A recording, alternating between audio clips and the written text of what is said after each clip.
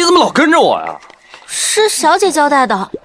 对了，你叫袭人。姑爷不记得奴婢了？记得，当然记得。那从现在开始，以后你就是我的启蒙老师，那我就改名叫贾宝玉。嘿嘿。贾宝玉？哎，什么贾宝玉啊，姑爷？姑爷，你在这转半天了，究竟要做什么？是赵岩？买染料啊。姑爷，咱们家就是做布料生意的呀，什么染料没有？紫色，咱们家有吗？紫色染料？整个大夏都没有紫色，只有出云国才能染出紫色。这不就对了吗？想要赚到钱，就要做别人没有的东西。走。陛下，您怎么考虑？北宁异动，朝廷混乱，此人又是应挂之人，不如先将他暂时收入朝堂。至于您和他珠联璧合之事，可以暂缓。朝廷又不是阿扎之地，什么烂东西都收。待朕上去跟他聊聊，再做理会。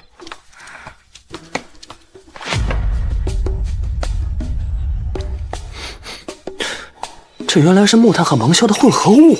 嘿，我要是加点硫磺，岂不是成火药了？什么混合物？这分明就是炭灰，连炭灰都不认识，真不愧是大夏第一废物赘婿。我认识你吗？你说话这么冲，你谁呀？正式的介绍一下，我乃……姑爷，什么情况这是？大夏的治安这么差吗？大白天就砍人！你们好大的胆子！光天化日之下，竟敢当街行刺！把他们全部杀掉！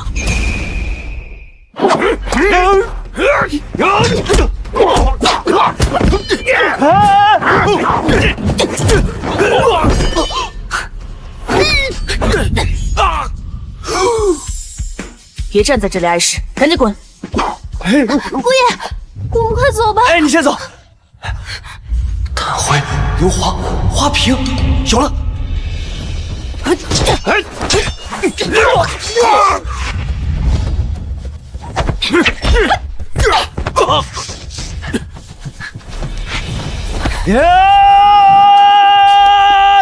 你怎么又跑来了？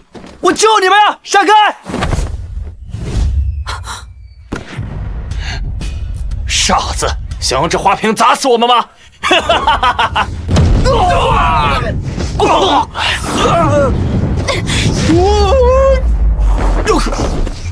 爷，姑爷，你没事吧？姑爷，硫磺放多了。刚才发生了什么？臣也不太清楚。快！啊！刚才要不是我，你们两个就嗝屁了。大兄啊，以后少门缝里看人。袭人，走，咱们去买煤焦油去。混蛋，竟敢叫朕大兄哥！如果不是看在你救朕的份上，朕……陛下，赵岩竟然做出了如此可怕之物，这下您该相信他是气运之人了吧？国师，立即去查一下这些刺客的底细，朕倒要看看是谁那么大胆。另外，举办群英会，宴请京城各路才俊。群英会，陛下这是要……北宁之事，在朝堂上无人提及，说不定在市井上会有不一样的效果。遵旨。赵岩，没想到你还有点本事，那朕就再考验你一下，看看你究竟是不是气运之人。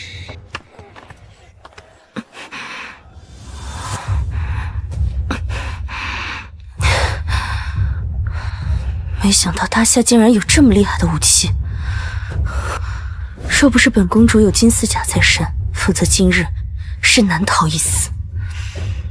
不行，我必须要找到这个使用武器的人，把他拿到手。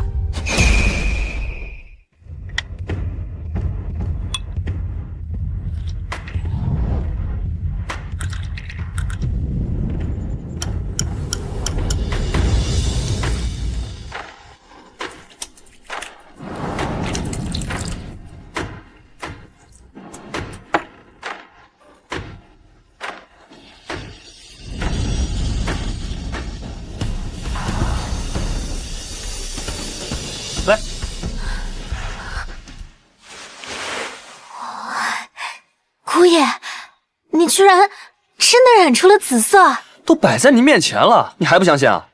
姑爷真的太厉害了，我们林家终于有救了。哎，对了，我娘子跟丈母娘呢？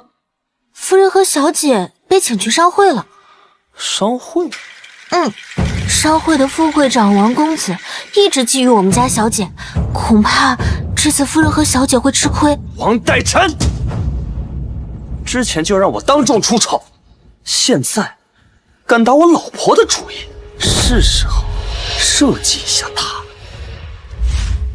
赵会长，不知你请我们母女过来有何贵干？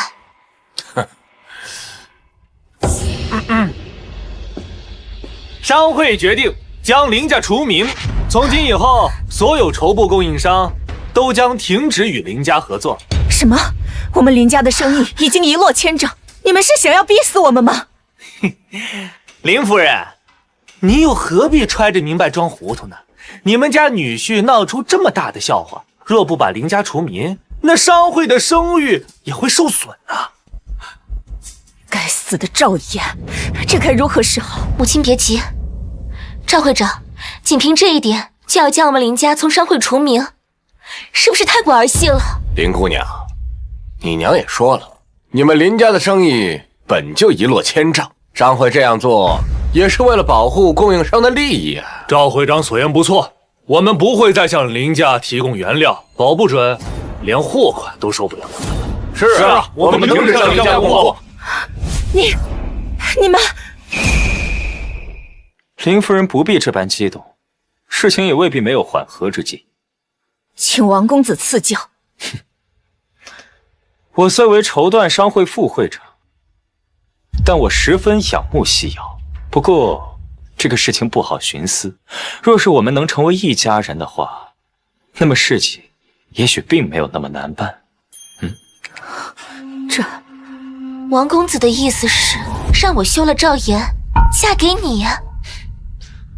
西瑶，我知道你与赵岩那废物并无夫妻之实，若是你能嫁给我，我可以保证，我定会让林家成为京城第一富商。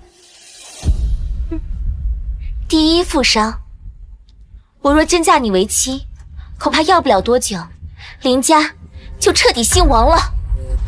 此话何意？你爱慕我的姿色并不假，可你真正的目的是要吞掉林家。我林家之事也是王公子一手策划的吧？先是打击我们的生意，然后陷害我夫君，让他人做到，你再跳出来装好人。京城第一才子，绸缎商会副会长，人品就如此卑鄙。王代臣，我可以郑重的告诉你，我就算是死，也不会嫁给你。好，不愧是我看中的女人，分析得如此全面。既然如此，那本公子也不再给你留情面。今日，若是你不从了我，我定会让你们林家万劫不复。让林家万劫不复？你配吗？让林家万劫不复？你配吗？哟，这不是赵大赘婿吗？怎么着？你以为你穿上衣服我们就不认识你了？狗腿子，滚一边去！赵岩，你怎么来了？我老婆跟丈母娘被人欺负，我能不来吗？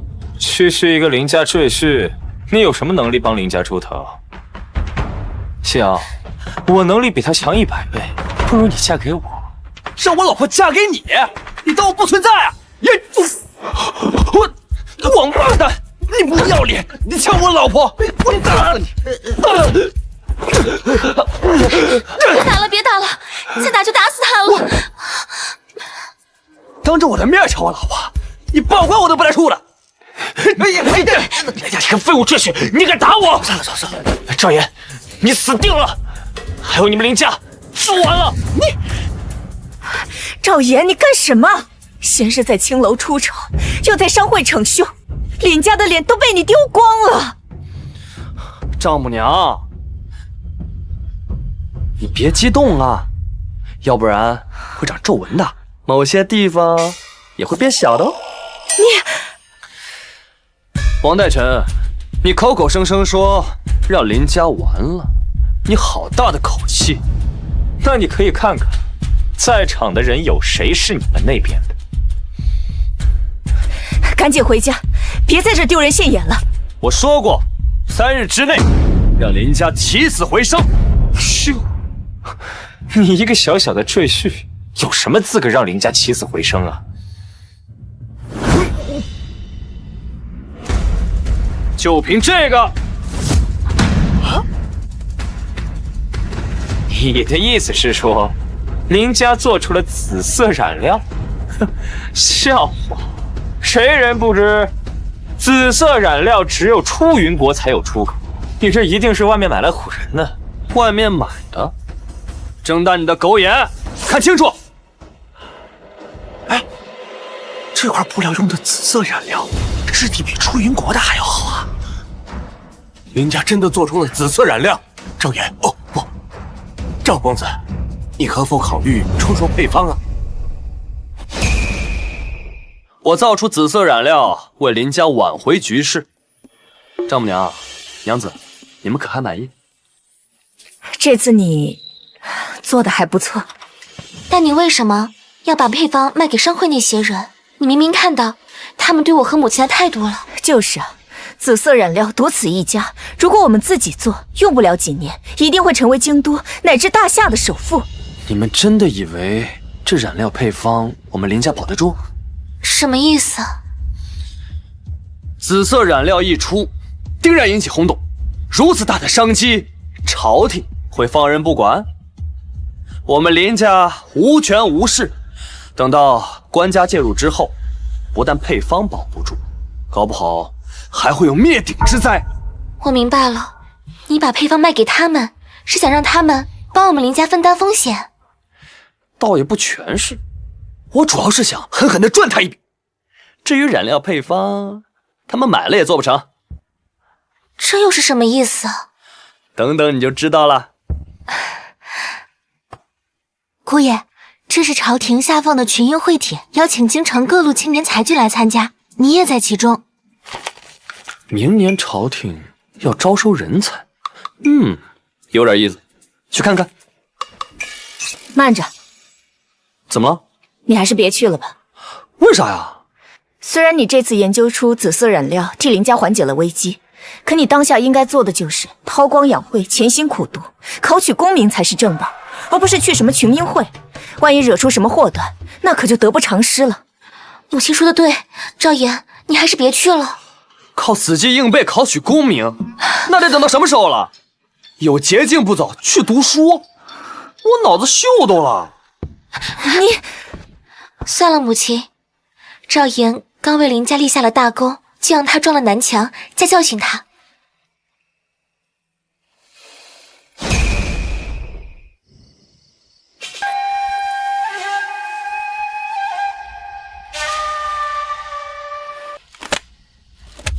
竟然是他，哼！看来今天这群英楼还真是来对了。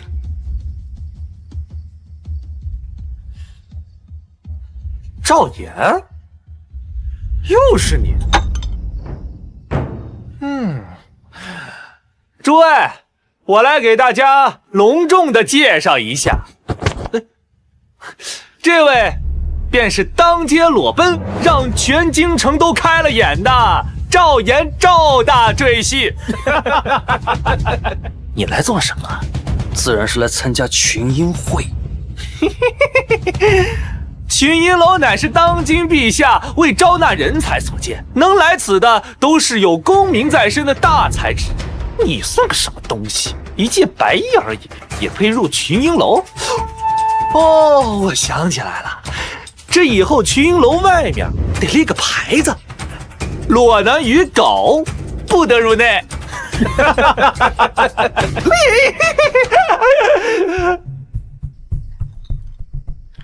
李兄切莫如此说，这位赵公子敢当街裸奔，也算是个人才，毕竟我们都做不出这种猪狗不如之事吧。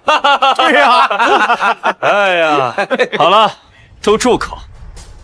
赵兄切莫生气，大家只是开个玩笑。毕竟那天在还香阁，你的事情太过轰动了。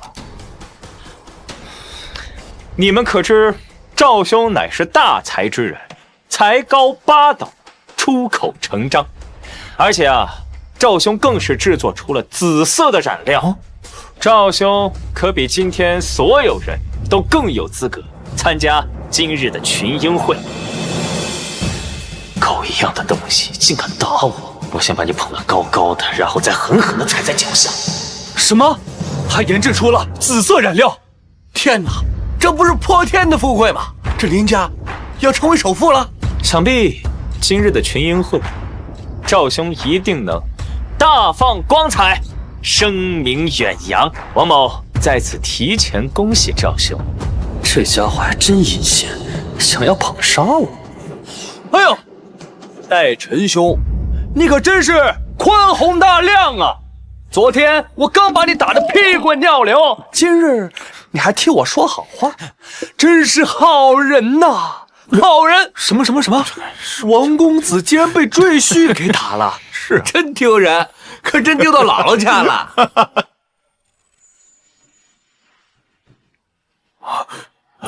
参见国师。诸位无需多礼，本国师奉陛下之命主持群英会。今日表现优异者，无论是否有功名在身，皆可入朝为官。什么？直接入朝为官？真的假的？这可是千载难逢的机会，万万不能错过呀！这个国师怎么看着那么眼熟啊？请国师出题。今日之题只有一个：倘若边境3城已丢，北宁大军兵临天宇关下，请问诸位有何退敌之良策？就无人能出良策了吗？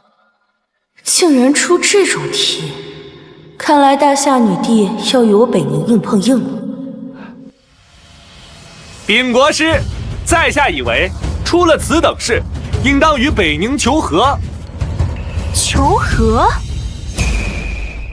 是，若北宁真的拿下我边境3城，那便说明他们的战斗力十分强大。与其硬碰硬，不如给他们些金银，求他们退兵。若北宁还不满，那便派一名公主或者郡主与他们和亲，想必北宁定不会再动兵戈。李公子可真是有谋略啊！多谢国师夸奖。与朝中那些文臣一样，都是软骨头。若我大夏都是这种人，那何愁不亡？最好大夏多些这样的人，如此我北宁的铁蹄就能踏遍夏国。王公子，可有什么计策？启禀国师，在下认为求和未尝不可。怎么？难道你也觉得我大夏不配做北宁的对手？国师不要误会，在下的求和与李公子的求和不同。在下认为，以求和之意，诱骗北宁高层刺杀亦或者俘虏，只要成功，北宁大军便会受到我们的钳制，可以争取更多的时间。手段虽然不光彩，但对于北宁那些人足以甚好。若国师能多给在下多点时间，在下一定能想出更多的计策。这个姓王的还真阴险，不愧是我大夏第一才子，计谋过人，果然略有文采，是个可造之才。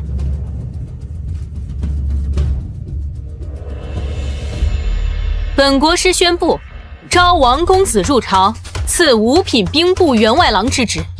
天哪，这就成5品官了！可恨我无王公子之才，不能立于朝堂之上。王代臣谢国师，谢陛下恩典。国师大人，在下想向您推荐一位真正的大才之人。还有人才能在王公子之上？此人聪慧绝顶，远非代臣可比，尤其军事，放眼大夏，无人能及。王公子想要推荐的人是？此人正是赵岩，赵公子。我与赵公子切磋过文学和兵法，无论哪项，赵公子都远在代臣之上。所以，即便代臣的计策再好，也不如赵公子的计策好。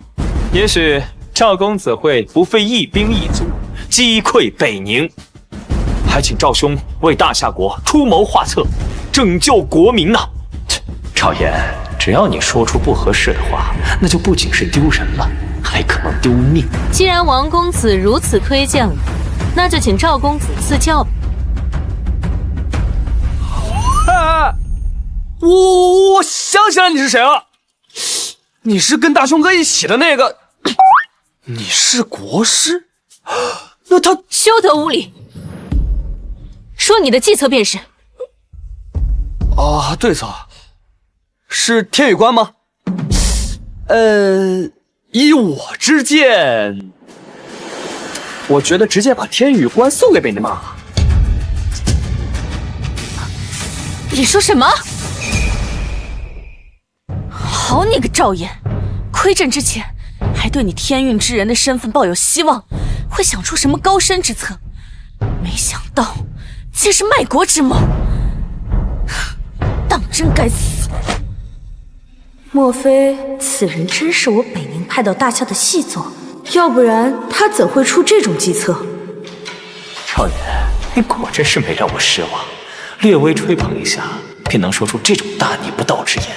这次你死定了，赵兄，你说将天宇关送给北宁？没错，如果对方有所怀疑，那就请陛下亲自相请。想来这北宁肯定会同意的。你说要让陛下亲自请北宁大军入关？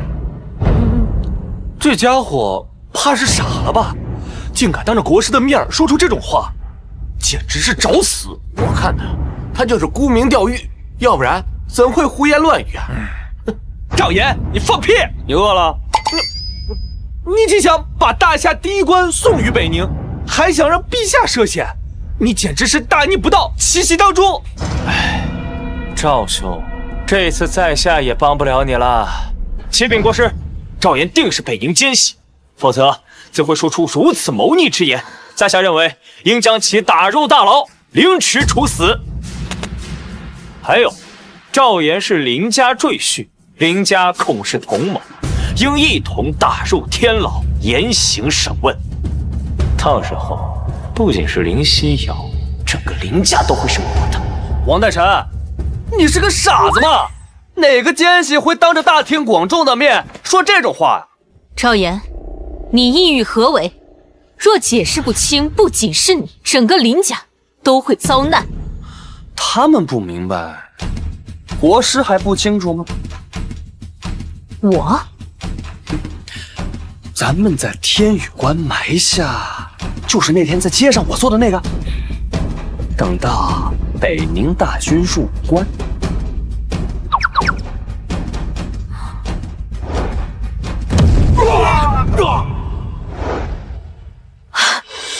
原来如此，赵岩，乃真是当世大才，所出计策无人能及。我怎么听不懂赵岩在说什么？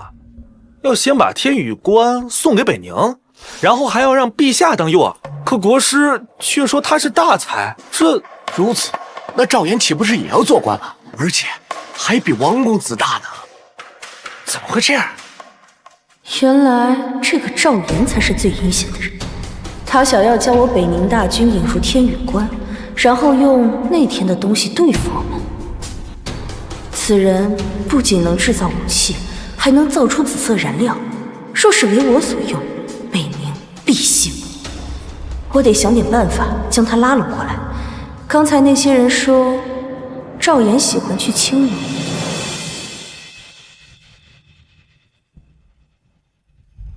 今日群英会就到这里，诸位请回吧。国师，我还有一事。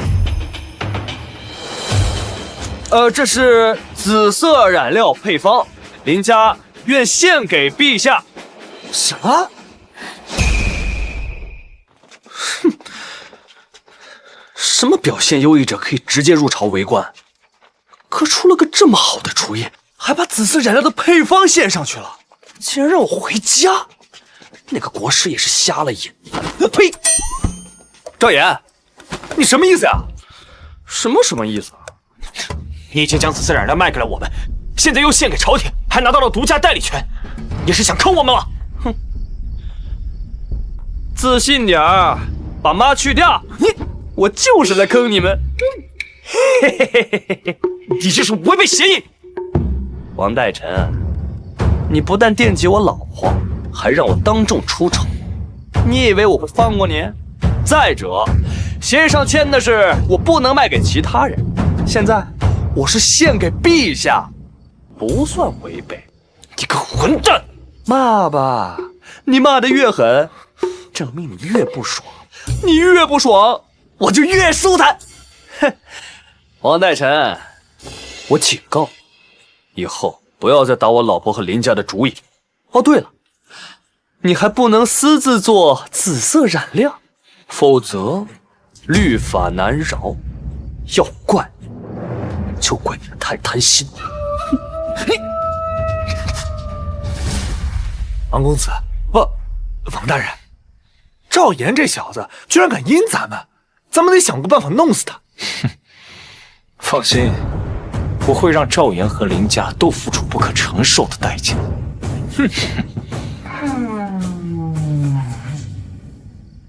赵公子，在下叶红玉，刚刚也在那群英楼中，实在是被赵公子的聪慧深深折服。在下想请赵公子去还香阁喝杯水酒，不知你是王代臣的狗东西派来的吗？还想再让我上一次当？滚！我没时间陪你们瞎扯淡。不是，他不是喜欢去青楼吗？怎么是这个反应啊？看来想拉拢他并不容易，我得再想个办法。实在不行，就把他绑去北宁。没想到赵岩居然将紫色染料弄了出来，此人脑子到底装的什么东西？不仅如此，加上他在军事上的见解，臣可再次断定他就是天运之人。陛下，赵岩之才世所罕见，若不将他招入朝中，恐怕是我大夏的损失。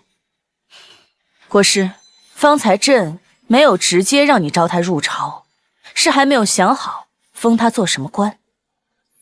现在朕想清楚了，国师，你即刻去灵府传旨，封赵岩为上御史兼兵部侍郎。陛下，这上御史可是二品大人，统领御史台，有监察百官和天下之权。这兵部侍郎还掌军务，是不是有点儿？再者，赵岩没有任何功名在身，一下子掌握2个要职，恐怕百官会对他不利。国师，不是你说他是天运之人的吗？朕就给他发挥的空间。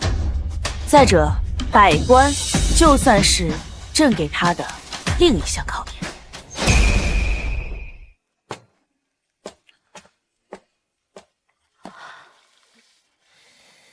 群英楼可有收获？看他的样子就知道是白跑一趟。早就跟你说过，潜心苦读才是正道，别总想着歪门邪道的捷径。母亲的话虽然难听，但却是至理。赵岩，你以后就在家好好读书吧。是，老婆和丈母娘教训的是。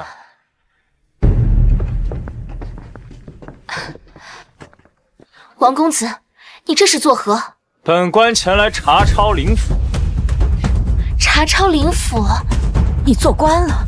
王公子乃是正五品的兵部员外郎，这可是国师在群英楼亲封的。怎么，赵岩没告诉你们？员外郎又能怎么样？兵部有权查抄民宅吗？赵岩，你私自勾结北宁，本官奉御史台之命前来查抄，手书和人证我都带。大人，小人是赵公子的信使，这便是他私通北宁的信。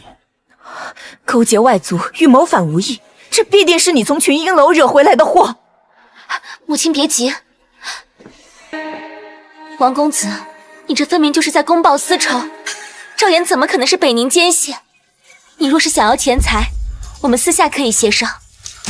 老婆，他都做到这个份儿了，哼，他肯定不达目的，不会善罢甘休。哼，怎么，还想收买我不成？赵岩，人证物证俱全，还想抵赖？来人，给我把这个奸细拿下！不准动我家姑爷！放肆！阻挡者格杀勿论！正直到！你们在干什么？启禀国师，赵岩私通北宁，企图谋反，下官奉命前来捉拿。哦，国师大人，陛下是否也知晓此事？下令诛杀赵岩。定是如此。赵岩，这次谁都救不了你。这该如何是好？国师，我们冤枉，赵岩他不可能。赵岩接旨。娘，姑爷，妾上只得跪着。哦。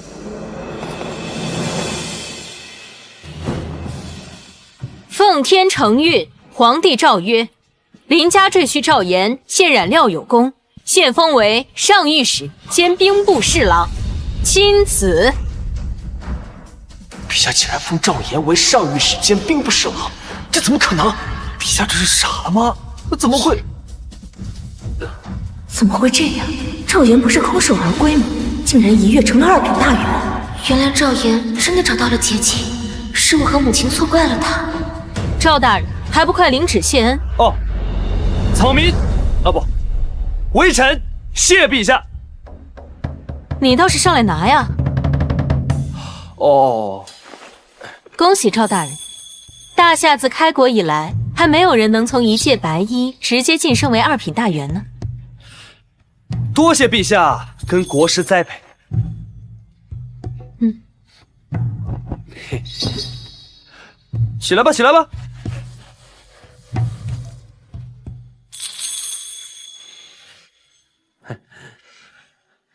真没想到赵岩竟有这等本事。之前我一直看不起他，是我错了，可以考虑西瑶和他做一对真夫妻了。哎，你说你是我的信使？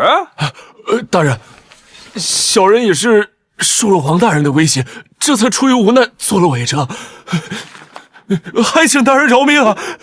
我什么时候威胁你了？王代臣，你好大的胆子！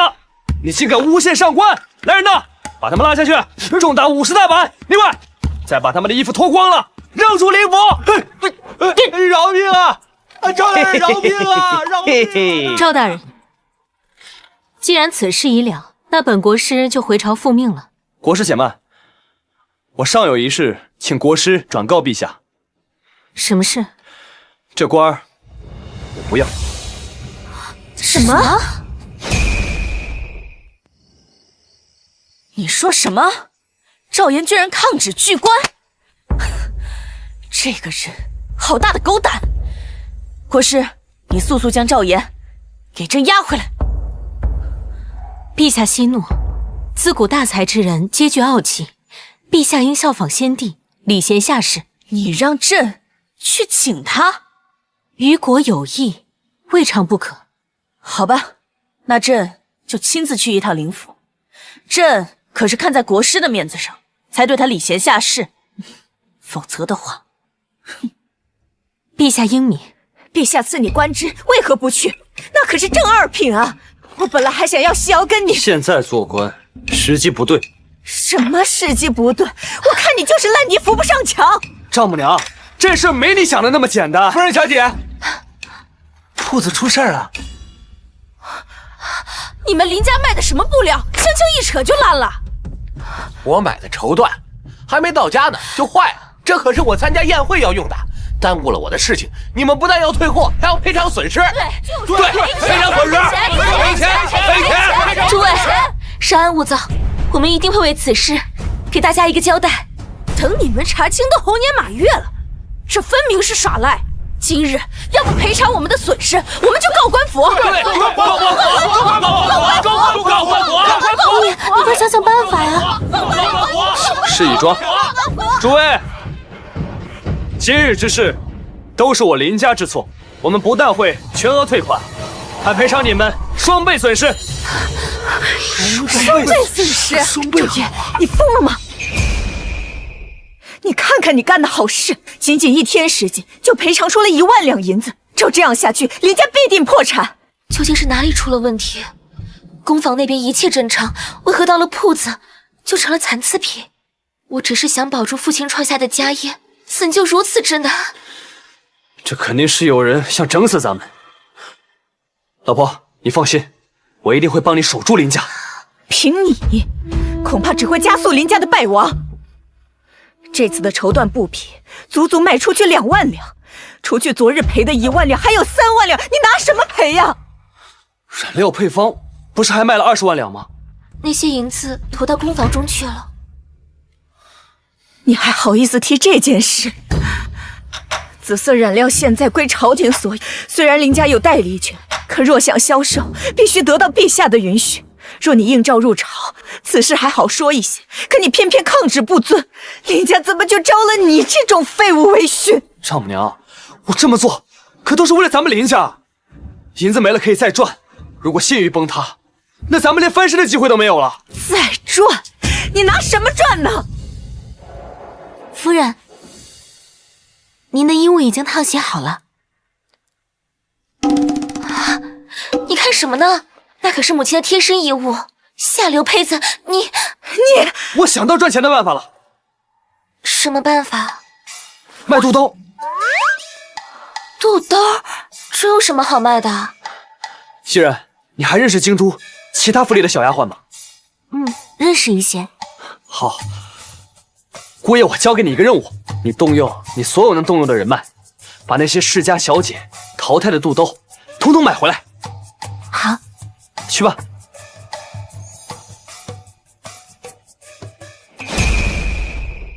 南来的、北往的、佳木斯的、鹤岗的，走一走，瞧一瞧，看一看啊！二手肚兜，现到现得。就凭卖肚兜就想卖3万两银子，简直是痴人说梦。我还以为他转性，没想到还是做出如此荒唐之事。可母亲之前赵岩夸下海口，不都做到了吗？你不是向来都讨厌赵岩吗？今日怎么替他说话了？你不会喜欢上他了吧？母亲，你胡说什么呢？我怎么会喜欢这个登徒子？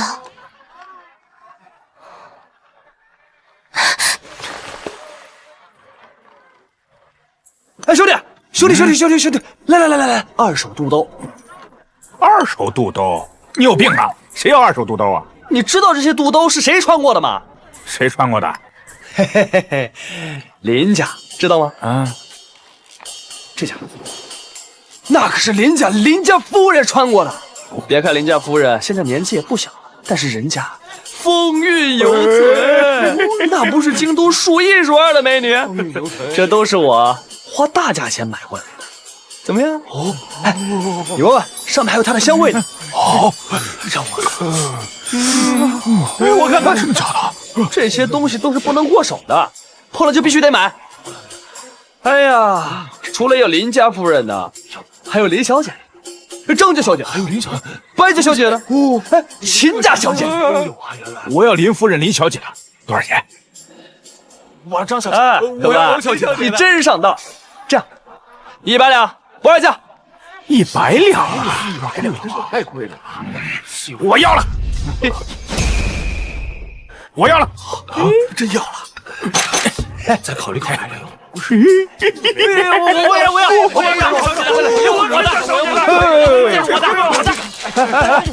要！别抢我！还有吗？我还要。别急，我有存货。不能碰！哎，别动手啊！都别动手，讲规矩是吧？先听我介绍啊。这是谁家的？这是。看这些花纹奏线，这可都是和别人不一样的，这都是从皇宫里面出来的。皇宫里谁能用到这种品质布料的肚兜啊？想必就不用我多说了吧？难道是陛？低调，低调。由于货源稀少，代价较高，所以500两一件。太贵了，500两一件，500两一件，太贵了，没买。那可是大夏第一美女，这世家小姐的怎么能比得上呢？倒也是啊。那如果你们都不买的话，我只能个人收藏了。陛下，边境3城已失，北宁大军兵临天宇关下，如此危局，恐怕也只有赵岩能解。希望他不会令朕失望。朕可不想做个失地之举。我要这个，再给我一件。哎，谢谢啊。那边怎么这么热闹？我要这个黑色的。岗位兄台，前面怎么那么多人啊？啊，卖肚兜的。肚兜？你们还不知道吧？那里卖的可是当今陛下的肚兜，还是穿过的。每晚睡觉抱着，就好像是陛下在陪我。你们要是想买，就赶紧去，晚了可就抢不到了。混蛋！到底是谁，竟当街售卖朕的贴身衣物？朕倒要看看。下次还有，下次还有。竟是赵岩！朕要将这个狗东西碎尸万段！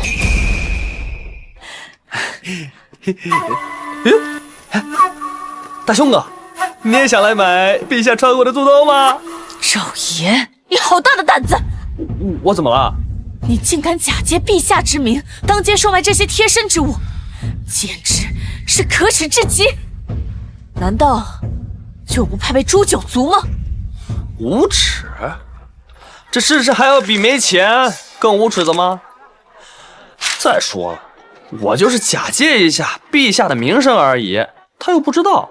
再者，有人愿意买，陛下应该感到庆幸，这也算是受百姓爱戴。再说，我也是为他扬名，陛下应该感谢我才是。你下流！你可知我是谁？你谁啊？赵岩，休得放肆！你面前的是当今陛下。你说什么？你是陛下？草民拜见陛下！陛下万岁万岁万万岁！哎呀，我怎么这么笨呢？能让当朝国师陪着的，除了皇帝还有谁？我早该想到的，这下也完蛋了。赵岩，抗旨不遵，又假借陛下之名敛财，当真该死！国师，将这刁民给朕押至法场，斩首示众。陛下，你凭什么杀我？凭什么？你利用朕的名号做此等下作之事，难道不应该死吗？哼，我利用你，难道你没有利用我吗？胡说！朕何时利用过你啊？你让我入朝为官，不就是利用我？朕那是赏识你，封你为2品大员，这是皇恩，当真是不识抬举。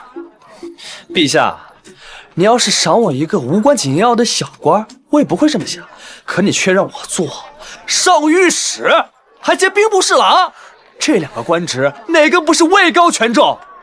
我在朝堂毫无根基，若真的应召为官，哼，到时候不知道成为多少人的眼中钉、肉中刺，到时候我连怎么死的我都不知道。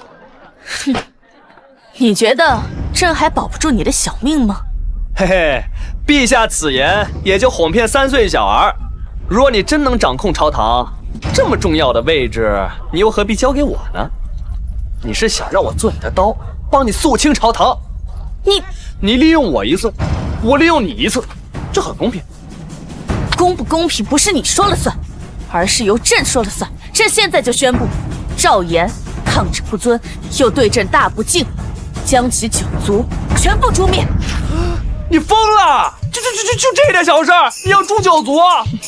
当然，我也可以留你一条命，不过你要做一件事情。什么事儿？帮朕击退北宁。击退北宁？陛下，你太高看草民了。这大夏几百年都没做到的事儿，你让我做？做不到就去死！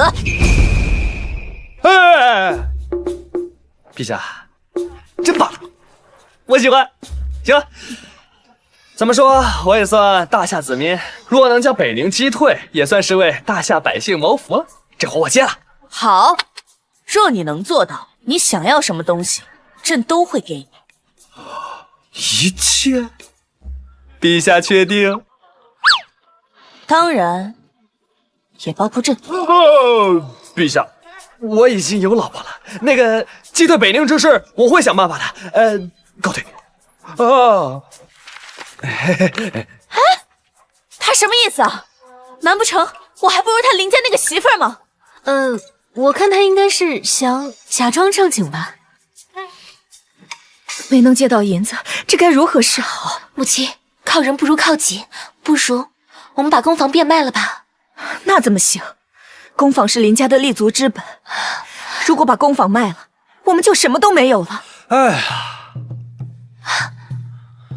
你怎么回来了？哼，定是一个都没卖出，狼狈而归。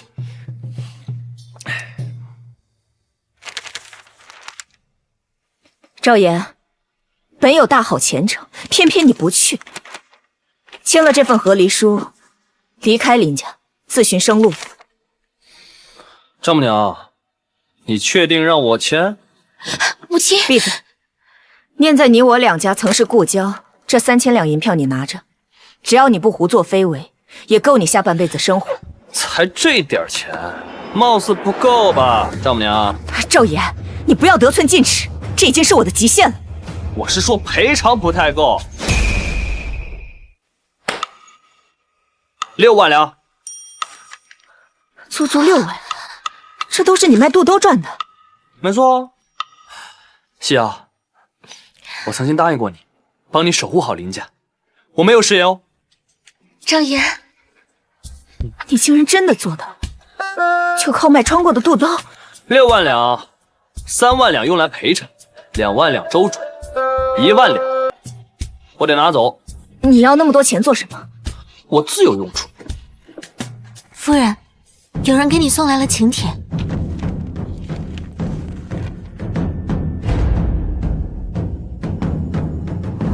母亲，你怎么了？啊，没事，你们先去忙吧。记得我的1万两。该来的，终究还是会来。公主殿下，如今我北宁大军已攻破大夏边境3城，何不趁此一举拿下天宇关？天宇关城高墙厚，若是强攻，怕是要死伤不少人。所以，我需要一样东西。什么东西？谁？不必紧张，自己人。姑姑，你终于肯来看我了。都忙了一上午了，快过来吃东西吧。嗯。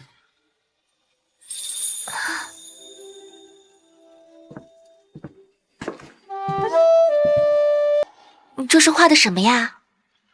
枪。枪？枪不应该是长长尖尖的吗？这个呆子，我为了他特地换了件新衣服，可他却连看都不看。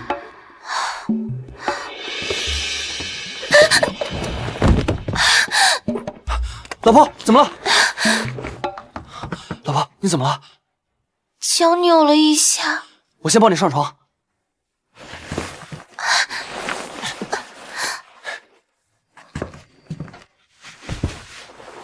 让我看看。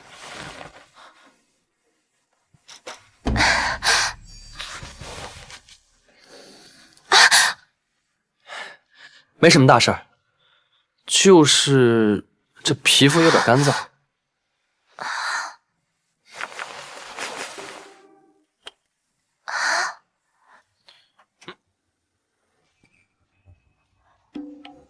这是何物？怎会如此清香？这是我做的润肤乳，抹上它之后，会让你的皮肤变得光滑细腻。竟有此等神物，若是拿来售卖，定能大赚一笔。赚钱的方法有很多，这个我才不会拿来卖。这是我专门为你做的，在这个世界上，只有我老婆才能用。可是你这皮肤都好干啊，要不你把衣服脱了，我给你擦擦。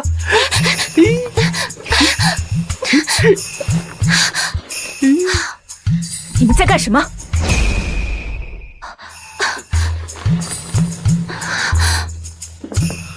丈母娘，我们什么都没干，你别误会啊。不对啊，我跟西瑶是夫妻，做点什么也很正常啊。母亲，我先走了。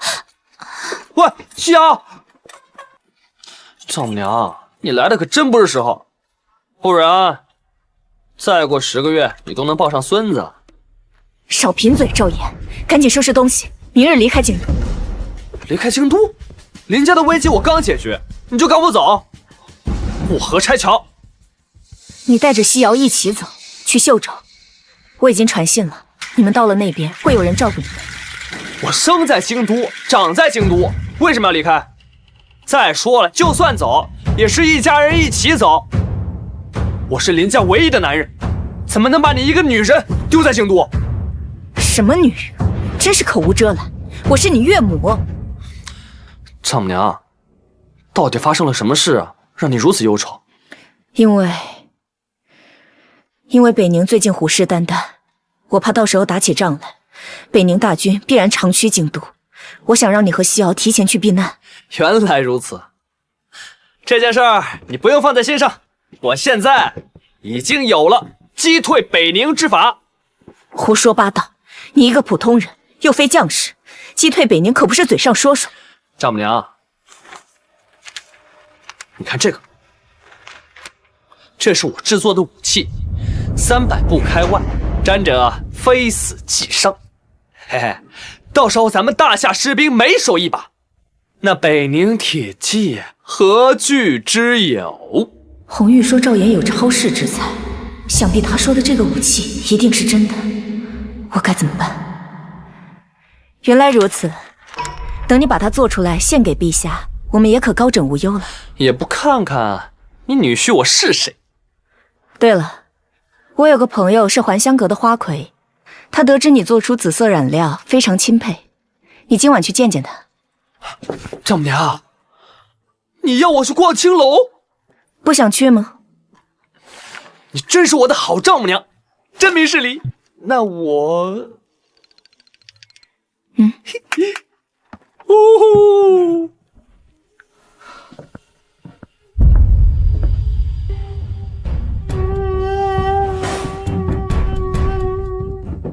来人，把这个送到还乡阁去。赵岩，希望你不要怪我。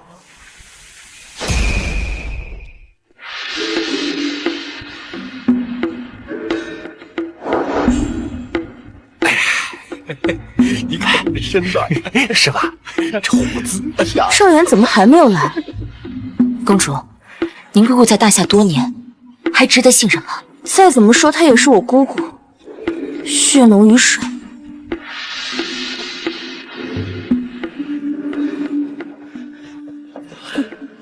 走。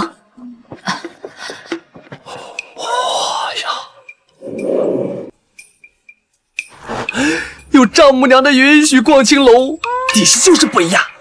以后最好孝敬孝敬他。赵岩，真是冤家路窄。这林家都快破产了，你还有心情逛青楼？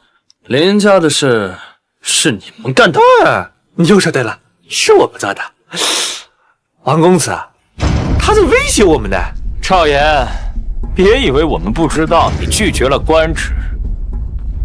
不过，你还挺有自知之明，知道自己不配。算了，哥哥，我今天心情好，不能被你们破坏了兴致。你们哪儿凉快哪儿待着去。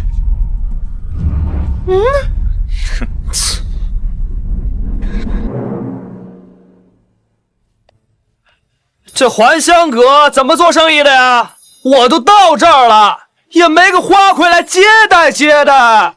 哎，你算什么东西？竟然让花魁叶仙子接待你，简直是痴人说梦。王公子，这小子怕是没睡醒吧？叶仙子到。啊！哎呦，真不愧为洪状元，当真是美艳绝伦，倾国倾城啊！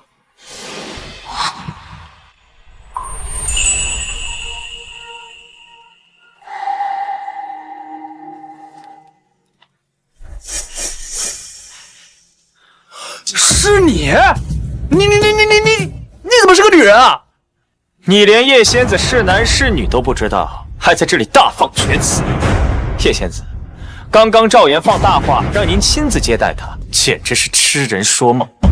我建议还香阁将此等人给赶出去。对啊，叶仙子，这小子也太不把你放在眼里了。奴家的确是来迎接赵公子的。什么？给北宁都传信了吧？回陛下，已经传信了，不出半月，北宁使团便会抵京。对了，那赵岩在做什么？赵岩他去了还香阁。什么？他答应朕，会专心解决北宁之危，不专心也就算了，居然还跑去青楼，真是个混账！国师，你速将他给我抓回来。是。慢着，此事不应该由朕来管。臣这就派人去林家，将此事告诉赵岩的妻子。先给你个教训，若你再不专心北宁之事，休怪朕对你不客气。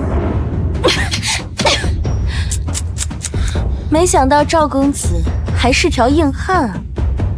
我听闻大夏有项刑法，名为凌迟，要割3600刀。不知道赵公子能挺多长时间呢？难道就不能用其他方法逼供吗？比如说美人计？少贫嘴！住手！丈母娘，姑姑，你怎么来了？你答应过我，只是询问图纸之事，为何要这般对待赵岩？姑姑，赵岩所化之物很有可能是一件大杀器，有多重要你很清楚。可他不说，我能有什么办法？无论如何，我也不能让你这样对他，毕竟他是我的女婿。丈母娘居然是北宁人！老天，你在玩我？姑姑莫不是忘了自己的身份？需要红玉提醒你一下吗？我从来都没有为我的身份骄傲过。既然你想要，我还给你就是了。只求你放过赵岩。红玉真没想到，姑姑竟这般决绝。若你真有个好歹，那我岂不是成了逼死长辈的大不孝之人？赵岩，我可以放了他，但那只是暂时的。相信姑姑明白我说的话。小月，我们走。公主，这事难道就这么算了？算了？哼，怎么可能？你将图纸送给姐姐，想必她一定会有所收获。是。丈母娘，你到底……什么都别问，现在最关键的就是赶紧带西瑶离开京城。我说过了，我是不会走的。哎，丈母娘，啊，你怎么了？没事吧？没事，腿有点麻。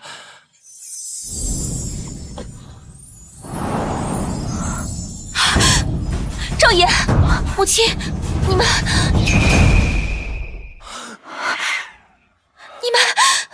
老婆，你误会了。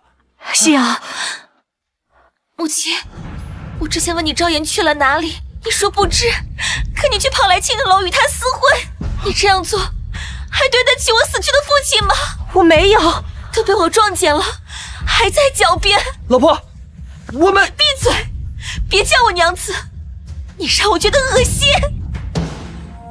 母亲，我真没想到，你竟如此赤白下贱，与自己的女婿私通，做你的女儿，简直就是耻辱啊！林夕瑶，我是你娘，你怎么能这样子跟我说话？从现在开始，我没有娘了，也没有夫君。夕瑶，你还不快追！怎么会发生这种事？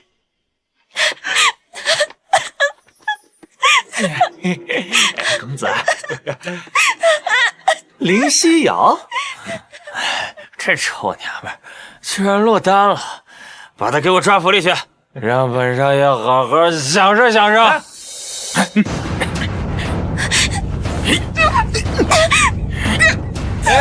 好，哎，王公子啊，听说这个林夕瑶和那个赵岩还没洞房呢。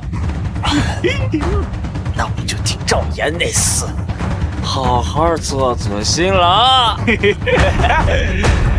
夕瑶，李璐，看到我老婆没有？哼，赵岩，你想什么呢？我就是见到了，我也不告诉你。什么意思？你是见到了？见到了又如何？没见到又如何？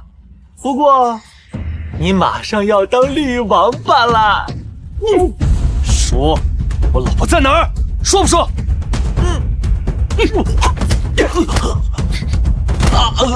说，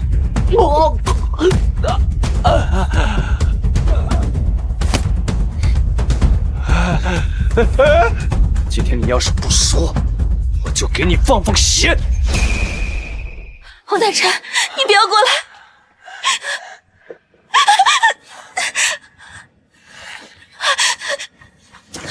你再过来，我就死在你面前！林夕瑶，我就搞不懂赵岩那个废物到底哪里好，你那么死心塌地的跟着他。我是绸缎商会副会长，又是朝廷五品命官，我不知道比赵岩强多少倍。你要是从了，我就让你成为人上人。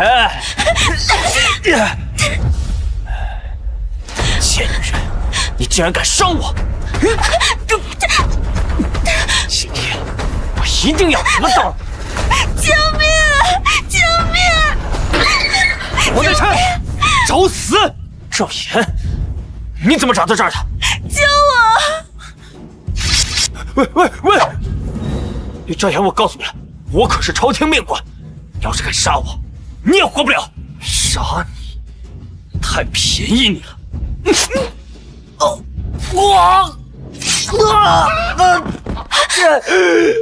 等着！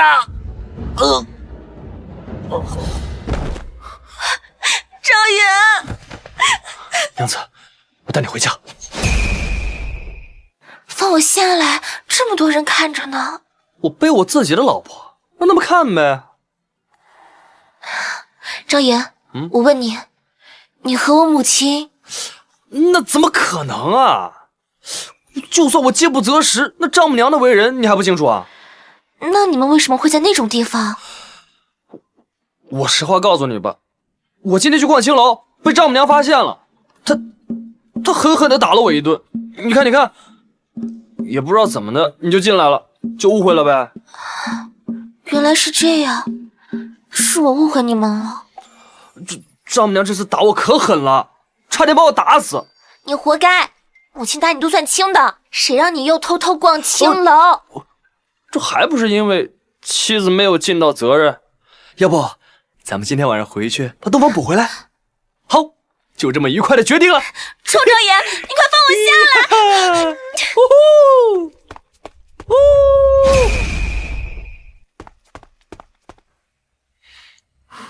陛下，北宁人盯上了赵岩，将他严刑逼供，好像是为了一张图纸。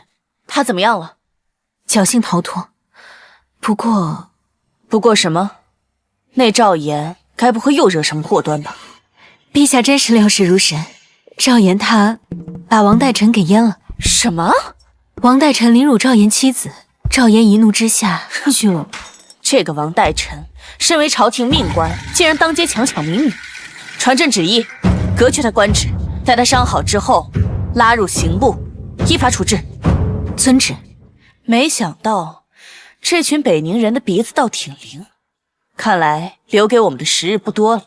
走，去趟林府，我倒要看看这个赵岩到底要搞出什么名堂。这该怎么办呀？女儿误会了我跟赵岩，我以后该怎么面对她？难道要告诉她我其实是北宁人？要知道他父亲就死在北宁人手里，他最恨北宁人。这么快就很好了，赵岩还真厉害。母亲在，快放开！母亲，对不起，女儿之前说了那么多伤你的话，都是我的错，请你原谅我。发生了什么事情，我都知道了。你都知道了？你……赵岩逛青楼，你为我打抱不平，这是对的，就该好好收拾他。不过您出手未免粗暴了些，他身上的伤没有几日是好不了了。我都已经收手了，这个赘婿就是欠管教。我欠管教？对，你就是欠管教。你要是再敢逛青楼，我就休了你。行行行，我真是怕了你们娘俩了，我做事去了。嘿。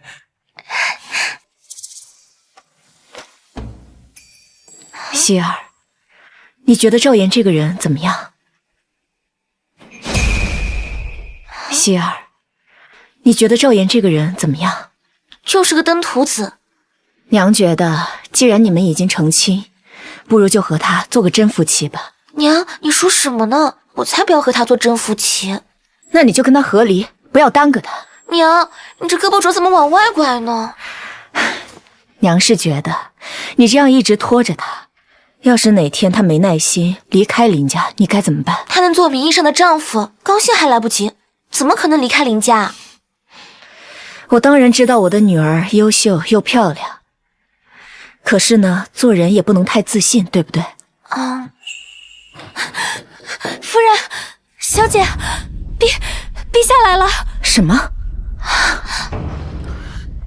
参见陛下。二位平身。不知陛下突然造访，所谓何事？朕来找赵岩。他人呢？找赵岩。哎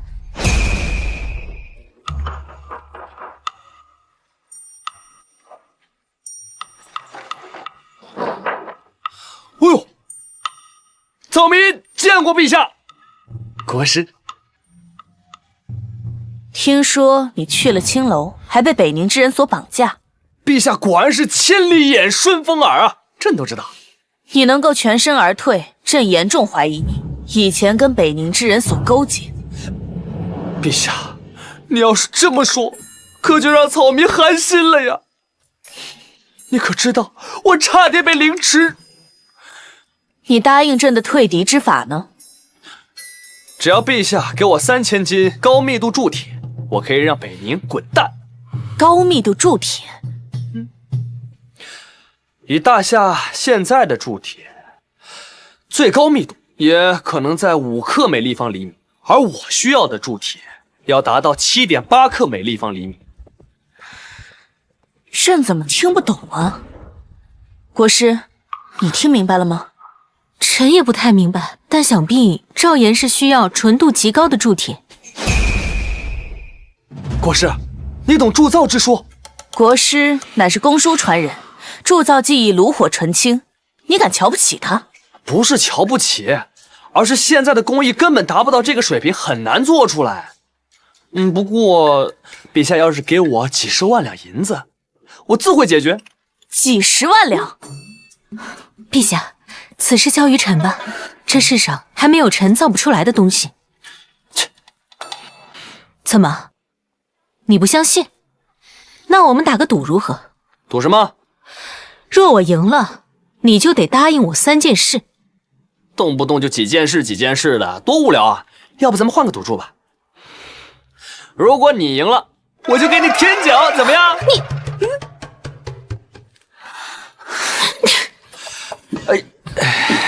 果然是无耻下流之徒，国师都被你气走了。不就是开个玩笑吗？这国师啊，可真不经斗。这么多炭火，莫非是要做上次的爆炸之物？别动，有静电！静电！快跑！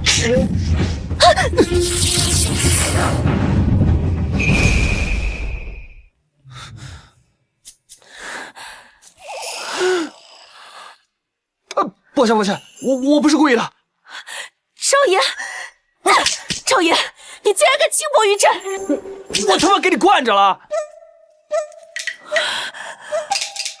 你居然敢打朕！少爷，我要诛你九族！我打的就是你这个恩将仇报的小人！我告诉你，你知不知道你差点把咱俩都害死啊！我不顾自身危险，用身体护住你，你不分青红皂白你就打我！像你这样的皇帝和昏君有什么区别？我问你，北宁之事你解决了吗？粮草之事你解决了吗？朝中贪污腐败你解决了吗？就知道，哎呀，我要灭你九族！你除了会说这句，还会什么？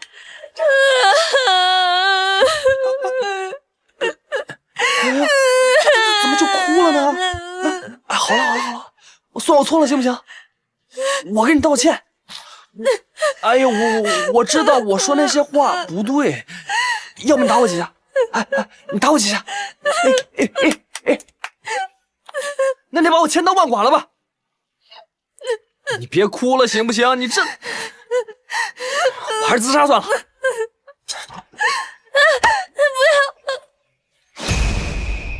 要！哎，陛下，您这是？我觉得你说的对，我除了搬弄皇权，一无是处，连北宁使团马上进京了，我都没有应对之策。哎，不，你想想，你找到了我呀，那你就是全天下最明智、最厉害的皇帝。我跟你说，北宁之事你放在我身上，如果我不退北宁之兵，我誓不为人。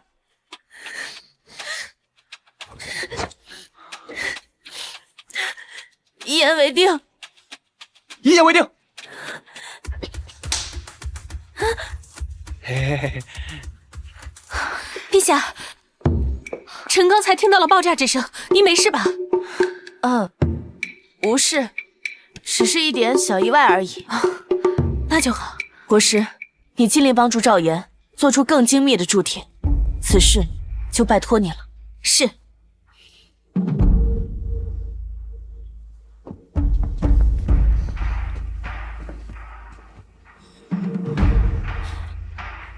赵岩，我问你，你刚刚跟陛下为什么手拉着手？你吃醋了？胡说什么？陛下万金之躯，岂能看得上你？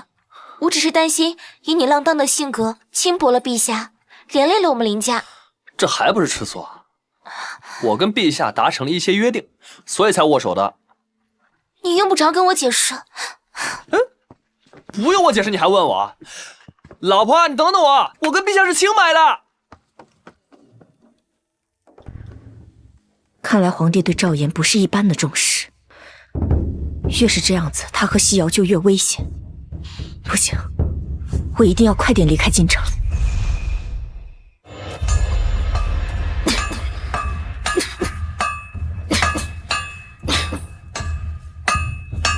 哎呀！国师大人竟然亲自动手，真是巾帼不让须眉呀！打造的如何了？赵岩，你看看这铁符合你的要求吗？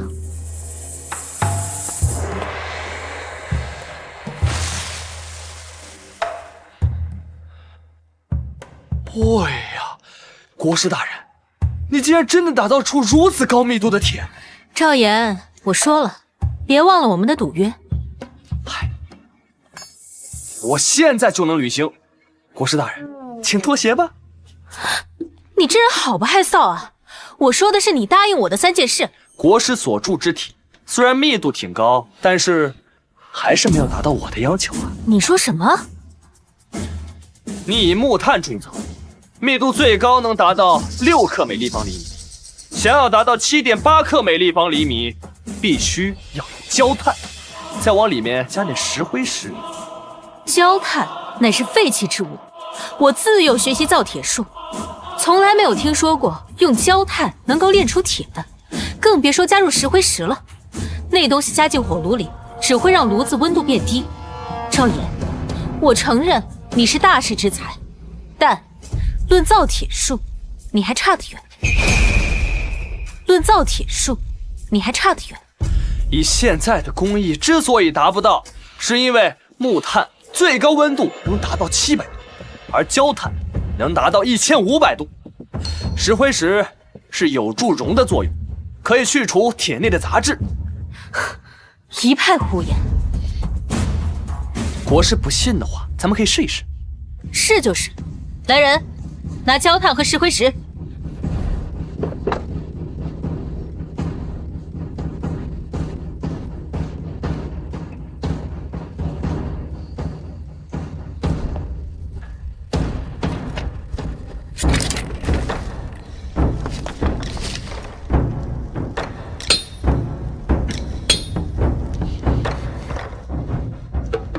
别看他瘦瘦的，身上还挺结实的。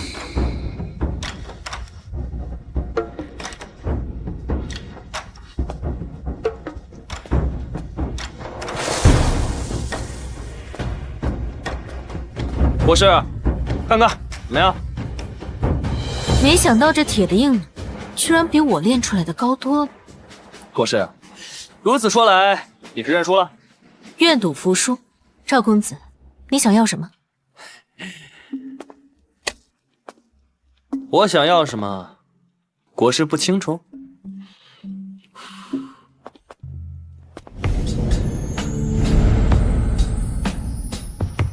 你不就是想要我的人吗？这里不方便，咱们换个地方。明明家里有一位貌美如花的妻子，为什么你那么喜欢沾花惹草？关关雎鸠，在河之洲，窈窕淑女，君子好逑。没想到赵公子不仅胸有甲兵，精通锻造，还如此的富有文采，真叫人出乎意料啊！国师，春宵苦短，耶！国师，这是想让我主动点吗？原来赵公子喜欢在桌子上啊！沈香玉，你这是什么意思？赵公子，我们两个人的赌约，到底是谁赢了？自然是我！你赢了，你赢了！那赵公子答应我的3件事呢？我全部照办，全部照办。赵公子，你可否告知本国师，为什么你懂得这么多？赵公子，你可否告知本国师，为什么你懂得这么多？还有，你锻造如此纯的铁，是想要铸造什么？这个，我曾经得到过一本奇书，上面记载了很多奇怪的东西。至于我要做什么，我说了你也不懂。那本奇书呢？我弄丢了。赵公子，这里有一张契约，想让你在上面画个押。契约？人与人之间能不能有点信任啊？我画。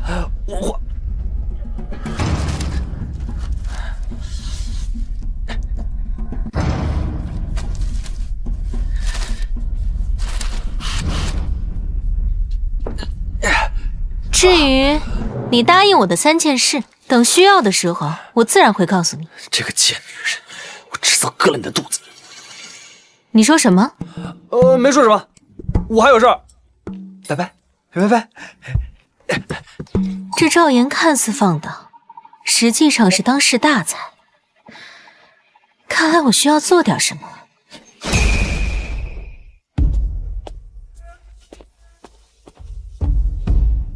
启禀陛下，北宁使团已经进京，但他们要求在比武场觐见。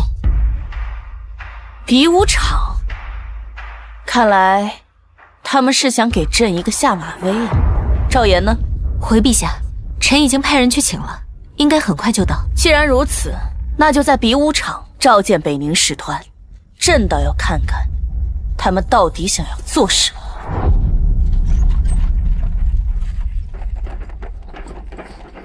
哎呀，老婆，捆绑不是这么玩的，你这是干嘛呀？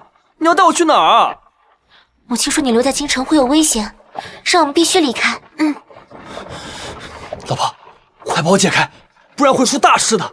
不行，母亲特意交代，必须绑着你，不然怕你逃了。姑爷，夫人和小姐也是为了你好。好个屁！你们知道今天是什么日子吗？今天是北宁使团进京的日子，我答应过陛下，要助他退北宁之兵。如果没有震慑到北宁，北宁定会猛攻天宇关。一旦攻破，天宇的兵马将长驱直入，气势整个大夏将生灵涂炭呀！可是，母亲已经都安排好了呀。你糊涂呀！如果咱们就这么走，你以为陛下会放过丈母娘？一旦丈母娘出点什么事，你将是不孝。我为大夏效力，是为不忠。你们想做一个不孝不忠之人？这，老婆，能力越大，责任越大。如果今天咱们就这么走，那大夏将会沦为北宁的屠宰场，你还有袭人，将是整个大夏的罪人。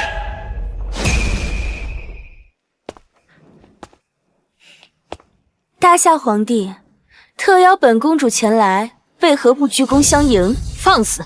哼，陛下乃是大夏皇帝，不过是败军之地，而且你不要忘了，是大夏特邀我北宁前来和谈，就不要在本公主面前摆什么架子。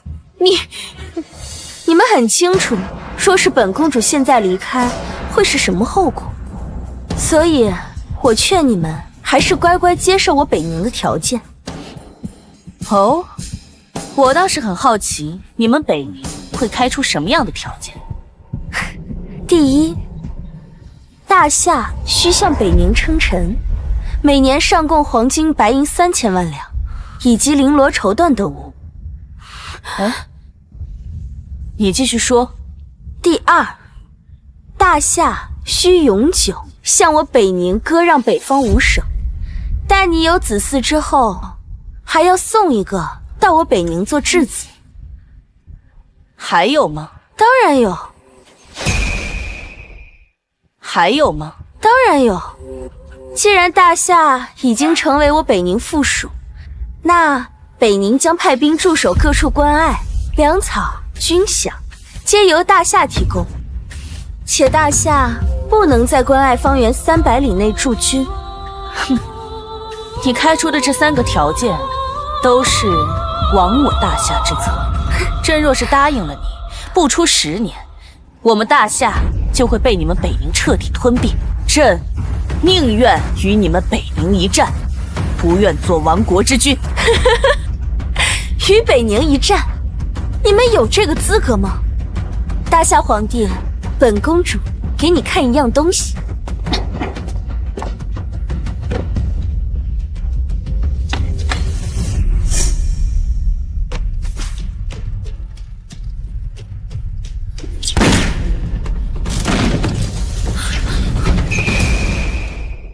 这是什么东西？朕都没有看清，火盆就被打翻了。北宁何时有如此厉害的武器？这是什么武器？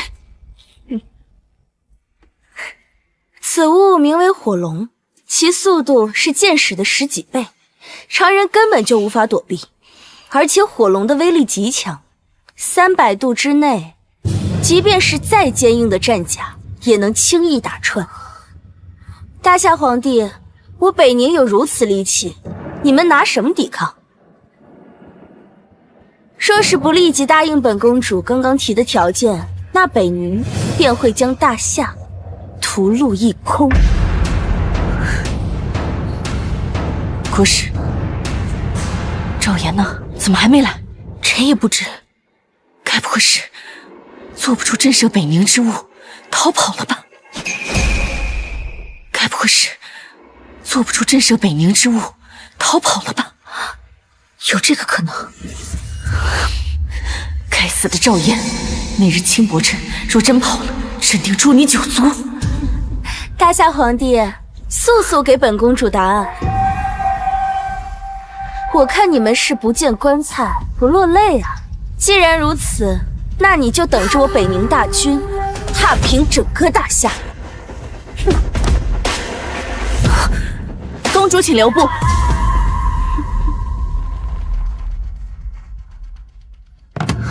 朕草民赵岩参见陛下，陛下万岁万岁万万岁！快快请起。赵岩，你总算是来了。抱歉啊，陛下，有点事儿耽误了。无妨，来了就好。见过北宁公主吧？你是北宁公主？正是。叶仙子是北宁公主，她管丈母娘叫姑姑，那丈母娘岂不是北宁皇族？怪不得她非要把我送走。火枪，那个设计图我只画了一半，她居然做出来了。如果被龙婉清知道这东西是出自我手，赵岩，你认识公主？只是眼熟而已。赵岩，你此次来见朕有何要事啊？陛下，草民是来进献武器。武器？你可看到公主手中之物啊？此物叫做火龙，威力十分凶猛。你带的武器可能与之相比？比不比得上，拉出来看看便知。来人，推出来！来人，推出来！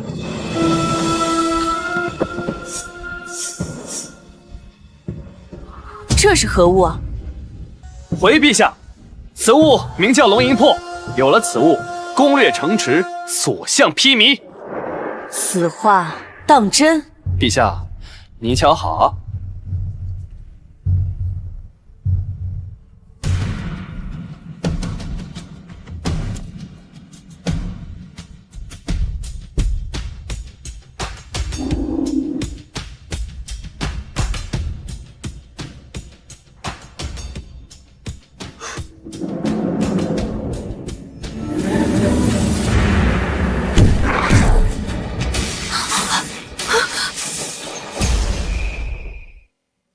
看来我还是小瞧他了。好啊！耶律公主，耶律公主，现在我们可以谈一谈退兵之事了。可以是可以，不过本公主要和他谈。好，既然如此，赵岩，此事就全交于你，莫要让朕失望。我们走。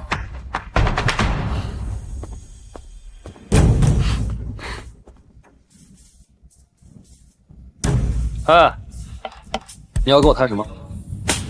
之前你的火龙设计图被我们完善，没想到赵公子还能设计出比火龙更厉害的武器，红玉佩服。虽然设计图只丢了一半，但是你北宁国地大物博，保不齐有什么厉害人物，我当然要升级武器了。赵公子，你如此才能，在大夏不过是一介平民，你甘心吗？若是你愿意将龙吟魄的设计图给我，那无论你想要什么，北宁都可以满足。平民有什么不好啊？再怎么样，我也是大夏子民。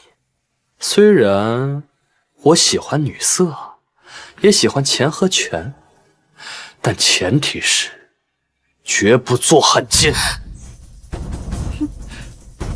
好一个绝不做汉奸！赵公子莫非是忘了我姑姑的身份？若是我将此事告诉大夏皇帝，那么林家……你可以试试啊。若是林家出了什么岔子，我便与你北宁不死不休，哪怕穷尽一生，我也要你北宁彻底覆灭。看来是谈不拢。谈，当然要谈。接下来要谈的是，限你7日内将我大夏北疆3城归还，以及赔偿此次进攻大夏的一切损失。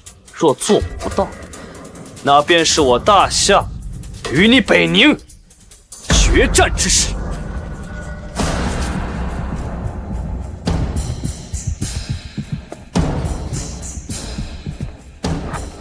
公主，要不要奴婢将这个赵岩杀了？这等人才，杀了岂不是可惜？本公主自有办法让他归降于我。可是上次我们保驾他，如此威逼，他都没有就范。既然硬的不行，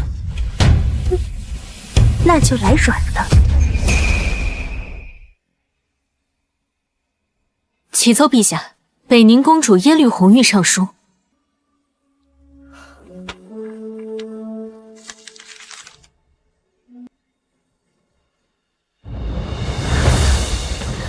北宁真的同意了，归还边关3城，还要与朕签订50年互不侵犯条约。好啊，赵岩，你果然不负朕望啊！恭喜陛下，贺喜陛下。国师，传朕旨意，赵岩震慑北宁，收复失地，还令北宁俯首称臣。朕特封他为大夏王，位列百官之首。从此北宁之事就交由他全权负责。竟直接封为大夏王，还统领百官，难怪陛下允许赵岩与耶律红玉谈判，看来早就打算好了。陛下封赵岩为王，难道是要与他？怎么，有何不可啊？陛下英明，臣这就去拟旨。赵岩，朕可从来都没有这样对谁，希望你能明白朕的心意。西瑶，你糊涂啊！为娘费尽所有心思才安排好一切，你为什么跑回来，还让赵岩入宫？你知不知道这么做会害死他？娘，我们为什么非走不可？这到底是怎么回事啊？这件事情我以后再给你解释。赵岩现在恐怕凶多吉少，我要出去一趟。赵岩，你怎么活着回来了？丈母娘，你这么盼着我死啊？不是那个意思，只是耶律红玉为什么会放过你？提起耶律红玉，丈母娘，你还是把那件事告诉西瑶吧，总是这么瞒着也不是办法。你们有什么事瞒着我？西瑶，娘其实是北宁人。什么？娘是北宁人？我不但是北宁人，还是北宁的长公主。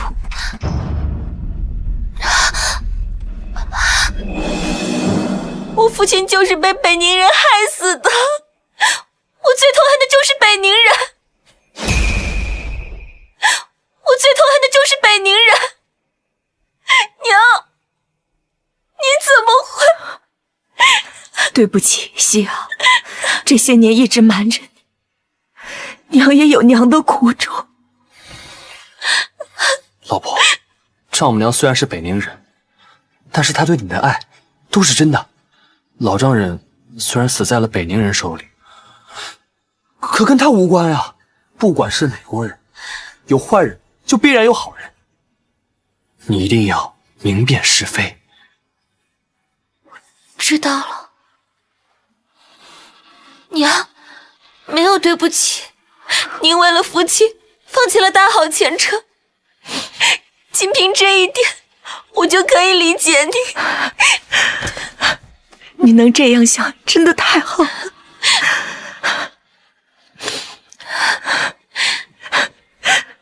好了，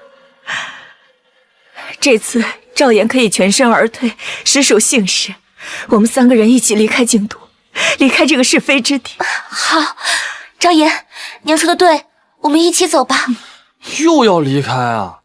没有这个必要。现如今咱们能在京都立足，何须他乡苟活呀？立足？林家风雨飘摇，你一介白身，他人3番5次找麻烦，我们都无法应对，何谈立足？这不来了吗？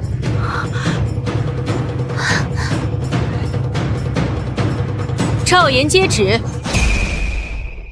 有人吗？我是绸缎商会副会长，京城第一才子，兵部5品员外郎，竟然把我关在这里，放我出去！放我出去！赵岩，都是你让我变成这个样子，如果我能出去，我一定将你碎尸万段！房大人可还好？叶仙子，你怎么能进刑部大牢？你来这里做什么？当然是来看望大人了。看我？上次在还乡阁，你让我颜面扫尽，这一次是不是赵岩让你来嘲笑我的？你给我滚！大人怎如此暴躁啊？我此次前来，可是带了一场造化送给大人。造化？你一个青楼女子，能送给我什么？我可以把你引荐给宁王。你什么身份？说推荐就推荐。再说了，我现在这个样子，他能要我做什么？王爷，看来你得亲自来说。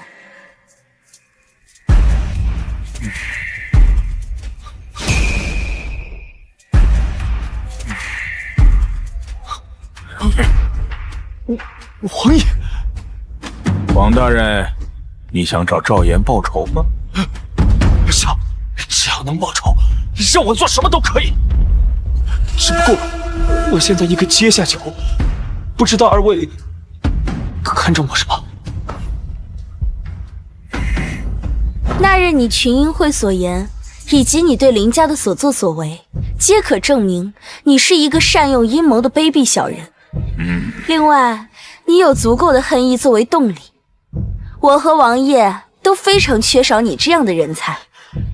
原来如此，明白就好。我要你替我做件事，事成之后，我就把赵岩交给你，你想怎么处置都可以。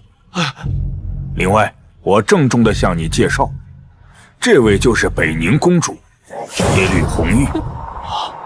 什么？你是北宁公主？那你们……王大人可愿意为我们效劳？在下愿为你我和北宁公主效劳，赴汤蹈火，在所不辞。赵岩，你就等着死吧！奉天承运，皇帝诏曰：封赵岩为大夏王，统领百官，全权处置北宁之事。今此，赵岩居然封王了，看来他真的能保护母亲。异姓王，大夏自开国以来，从来没有人得到过这种荣誉。赵岩居然真的做到了。臣谢主隆恩。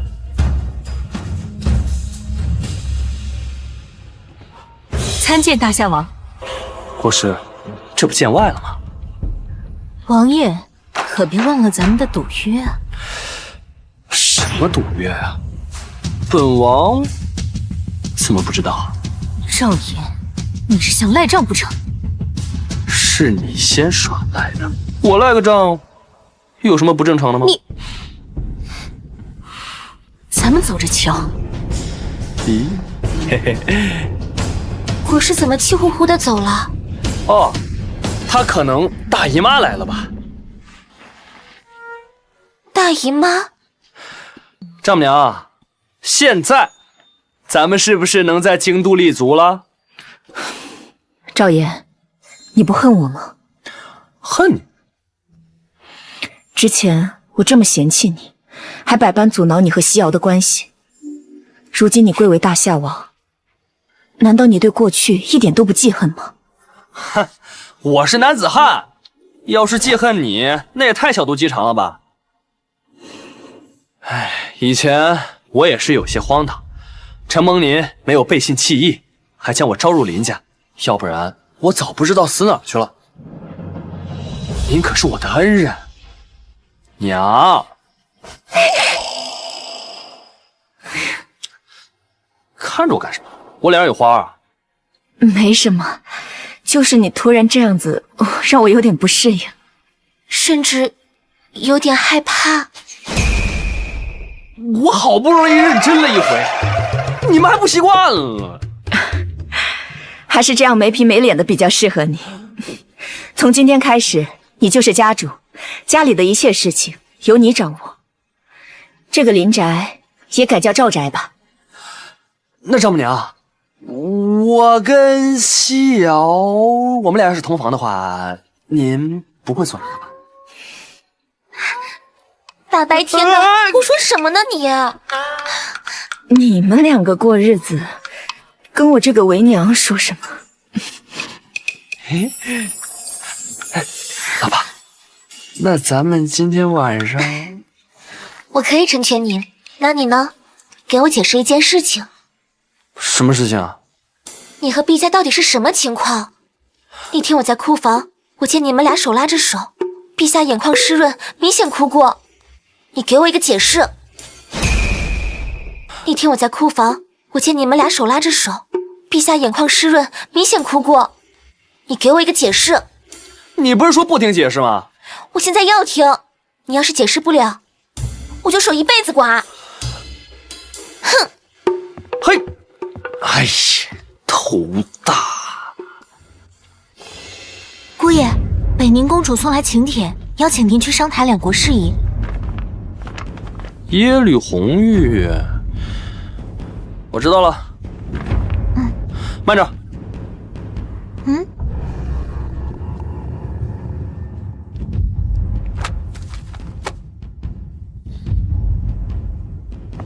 拿着。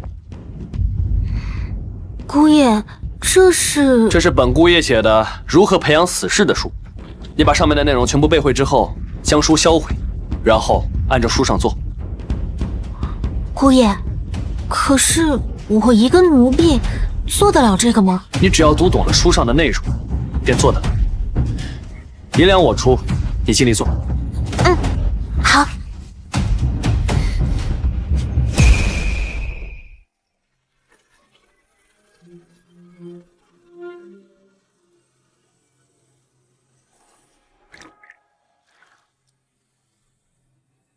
赵公子，哦，不对，应该叫你大夏王吧？才我吗？没有吧？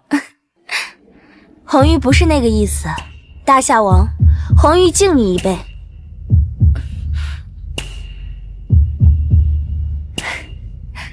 大夏王是怕我在这酒里下毒？公事公办，有话直说。好，那我就直说了。大夏王就没有想过改朝换代，自立为帝？你想让我造反，这就是你所谓的洽谈国事？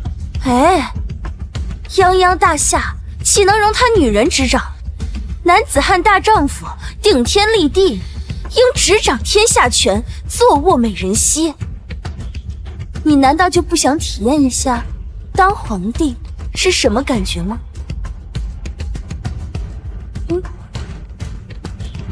如果我说想要，公主会助我；如果我说想要，公主会助我。只要大夏王点头，北宁100万铁骑将会成为你最坚强的后盾，为你扫平一切障碍。让北宁铁骑入我大夏，这不是引狼入室吗？你当我傻呀？没想到你竟然这么不信任我，那可惜了。没什么可惜的，人各有志，每个人的追求都不一样。今天这些话，我全当没听到。倘若你再敢阴奉阳违，觊觎大夏，你就等着灭国吧。另外，赔偿金尽快到位。我耐心有限。你对我做了什么？没喝你的酒。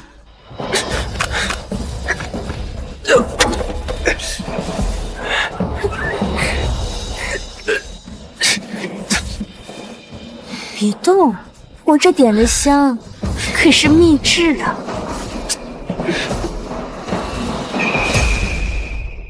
启奏陛下，京城各地百姓近期购粮需求量变大，各粮仓存粮锐减，最多还能支撑1个月。这大夏与北宁已和谈，并无战事，百姓们为何囤粮啊？据朕所知，今年都城周边都是大丰收，怎么会出现如此状况？回陛下，臣也不知，但若再不解决，京城内必定出现粮荒。那就先从合济、长云两省调粮入京，以解燃眉之需。陛下，合济、长云两省都遭水灾，恐无力调运。如果从其他地方调运，起码需要2月才能抵京，根本来不及啊！这，皇叔，你怎么看？啊，启奏陛下，臣不知。来人，宣国师与大夏王速速觐见。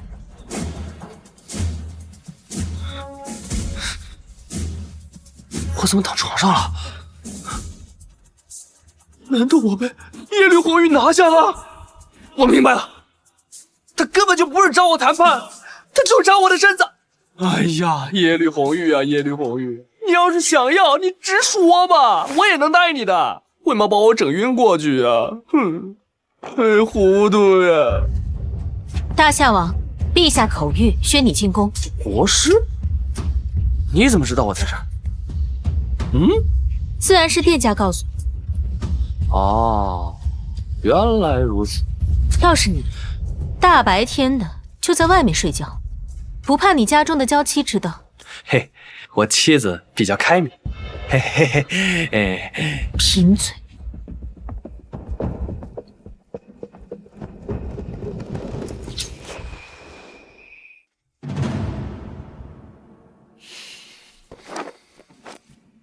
陛下万岁万岁万万岁！起来吧，来人，给我大夏王赐座。谢陛下。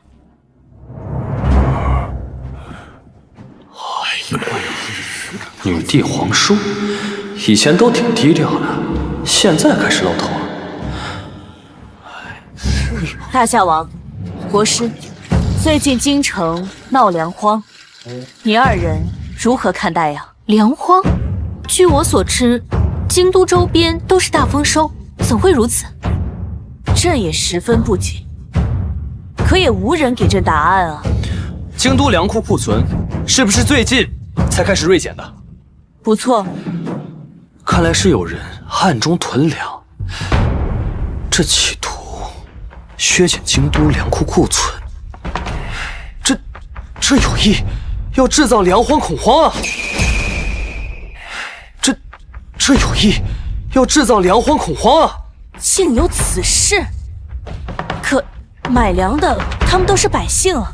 哎，找人假扮百姓模样，分散购买即可呀。原来如此，他们好大的狗胆！这到底是意欲何为啊？若如此，这些人暗中囤粮不出，此涨彼消的情况下，京都很快会迎来真正的粮荒。离京城最近的合济、长云两省，其遭遇水灾，都无力调配。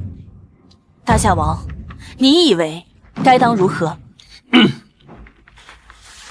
从今日起，京都上下禁止买卖粮食，私下买卖者，满1斗杖责20，满10斗直接下狱。什么？禁止买卖？大夏王，你还能想出比这更烂的主意吗？你谁啊？吾乃宁王。宁王？哎呀，原来是王爷！失敬失敬。刚才我看我坐着，你站着，我还以为你只是一个小吏。抱歉。哎，这帮人暗中囤粮，意欲削减粮库库存，现在禁止买卖粮食，可以精准打击他们的目的。如此办法，为何不妥？如果是这样，那真正需要买粮食的百姓怎么办？凡事有利有弊，暗中囤粮者乃狼子野心，只能从根源上解决麻烦，然后再想办法解决弊端。好一个再想办法解决弊端！如果你禁止买卖粮食，必会引起百姓恐慌，激起民怨，那个时候就该千刀万剐。哎呀，竟如此严重！那不如这样，陛下，粮荒之事还是交予宁王处置吧。陛下，粮荒之事还是交予宁王处置吧。我可没有这通天之能。这不就得了？做不到就闭嘴，好好站着。赵岩，宁王乃是朕的皇叔，休得无礼。是，陛下。嘿嘿嘿，宁王，抱歉，我没别的意思啊。就是如果没人接手这烫手的山芋，那我只能硬着头皮接了。只希望其他人别说风凉话。好了，既然如此，那此事就交为大夏王全权处理。是，陛下。慢着！怎么，皇叔是对朕的安排不满？陛下，臣并无此意，只是觉得大夏王如此行事，只怕引起祸端呐。不如就让他签下军令状，若无法完成，该当如何呀？陛下，这事还是交给宁王吧。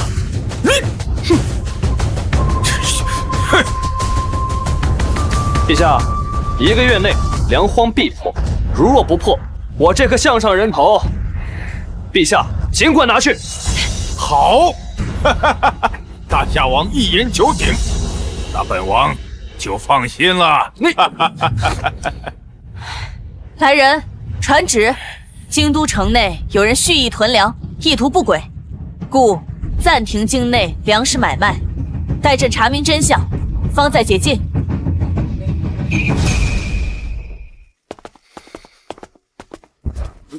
你是不是疯了？赵岩，你居然敢立下军令状！你若解决不了此事，朕也保不住你。怎么这么没有信心啊？我是在怕你出事啊！陛下，你这是在关心我？切，少贫嘴！为今之计，也只能给你留一条退路。退路？就让你做朕的南妃。南妃？你若完成不了此任务，朕可以将你革职，再将你纳入后宫。这样一来，便可保住你的性命。哦，我知道了。原来你封我为大夏王，是为了能配上你的身份。哼，今天还好奇呢。哎，你叔叔都站着，为什么我能坐着？你是想告诉我，我和别人不一样？你知道就好，只是什么？只是朕要你与林夕瑶和离。什么？怎么，有何不可吗？据我所知，你在林家极不受待见，你的发妻林夕瑶也未曾与你同房，你与之和离，才能够名正言顺的入赘后宫。陛下，我想你是误会。你什么意思？你什么意思？我何时答应要做你的南妃？怎么，做朕的南妃还委屈你不成？夕瑶乃我发妻，她没做错什么，我岂能抛弃？赵岩，你居然为一个民女拒绝朕！你知不知道，自朕登基以来，还从未对哪个男子这样过。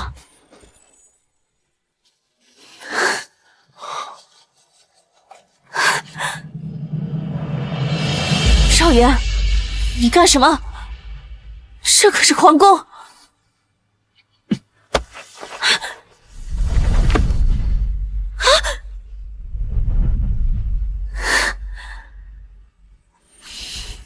我是不会拒绝陛下的，而是我生性风流，但是我是有底线的，我的底线不会因为任何人而改变，哪怕是陛下你也不行。倘如今日我为了陛下而抛弃我的妻子，那我妻子一家人该如何看我呢？天下百姓如何看我？陛下，臣还有粮荒一事需要处理，先行告退。难道朕真的不如他的妻子？王公子，朝廷突然下令禁止买卖粮食，我们该如何是好啊？目前囤粮情况如何？京都近70%粮食已经被我们收入囊中。既然朝廷禁止买卖，那我们囤着便是。这不过是他们阻止我们收购粮食的无用之举罢了。可现在禁止买卖粮食，咱们这么多粮食岂不是砸在手里？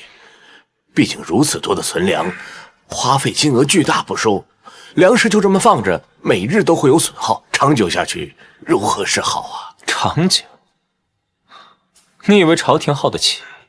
百姓手里本就不多，用不了多久就会有人饿肚子，到时候百姓生怨，你觉得朝廷压得住吗？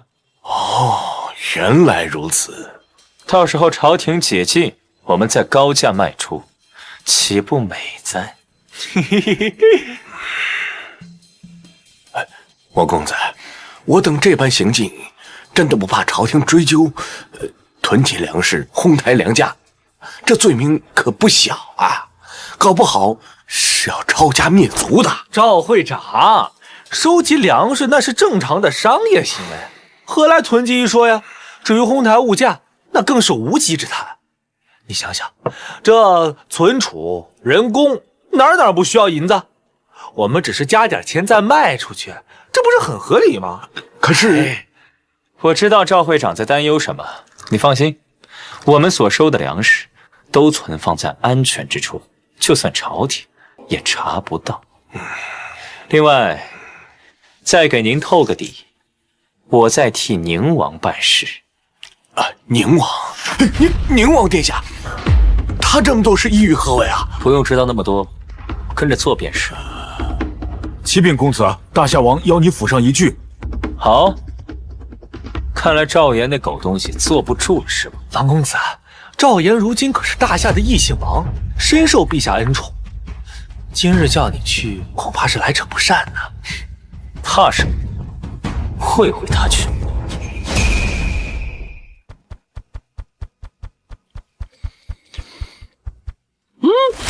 哼哼，可以啊，王公公，刑部真的把你放出来了，手眼通天啊！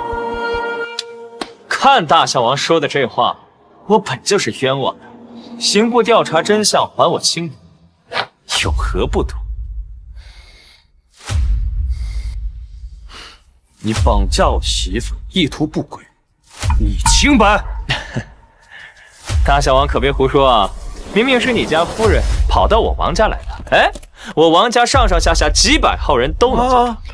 不错不错，还真抓不到把柄。不知王爷叫草民来，所谓何事？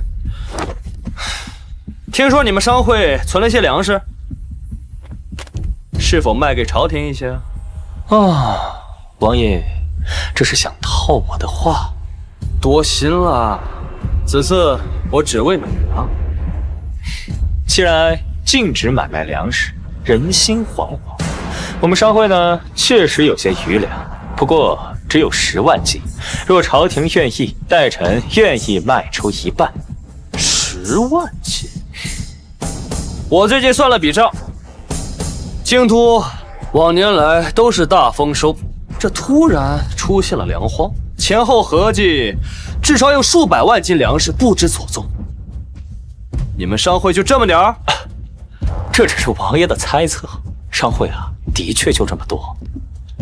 要是让我查出不止这些，那我就要治你们商会一个隐匿之罪。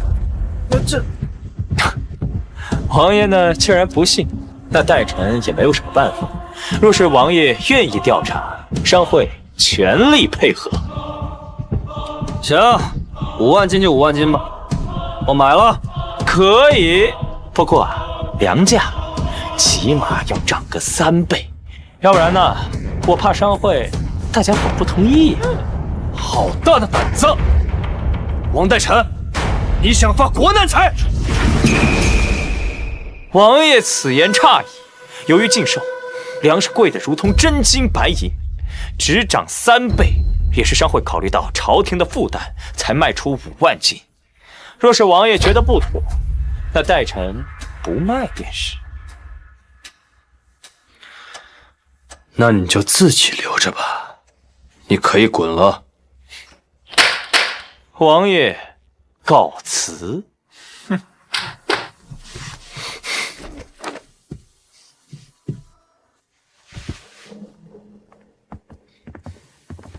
赵岩，现在京都出现了粮荒，许多百姓家里已经只有1日1餐，属下继续这样耗下去，民心很快就要压不住了。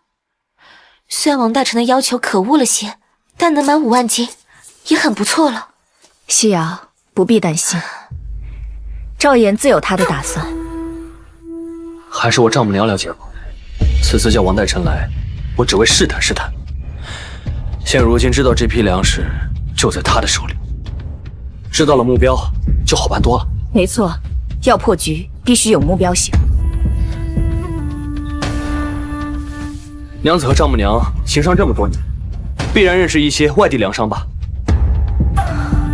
认识不少。你们以我的名义外出走动走动，明白怎么做吗？好，那就有劳娘子和丈母娘了。外出走动，多带些护卫，安全第一。我这把火枪带着防身。一家人不说两家话，能帮到你，我们也很高兴。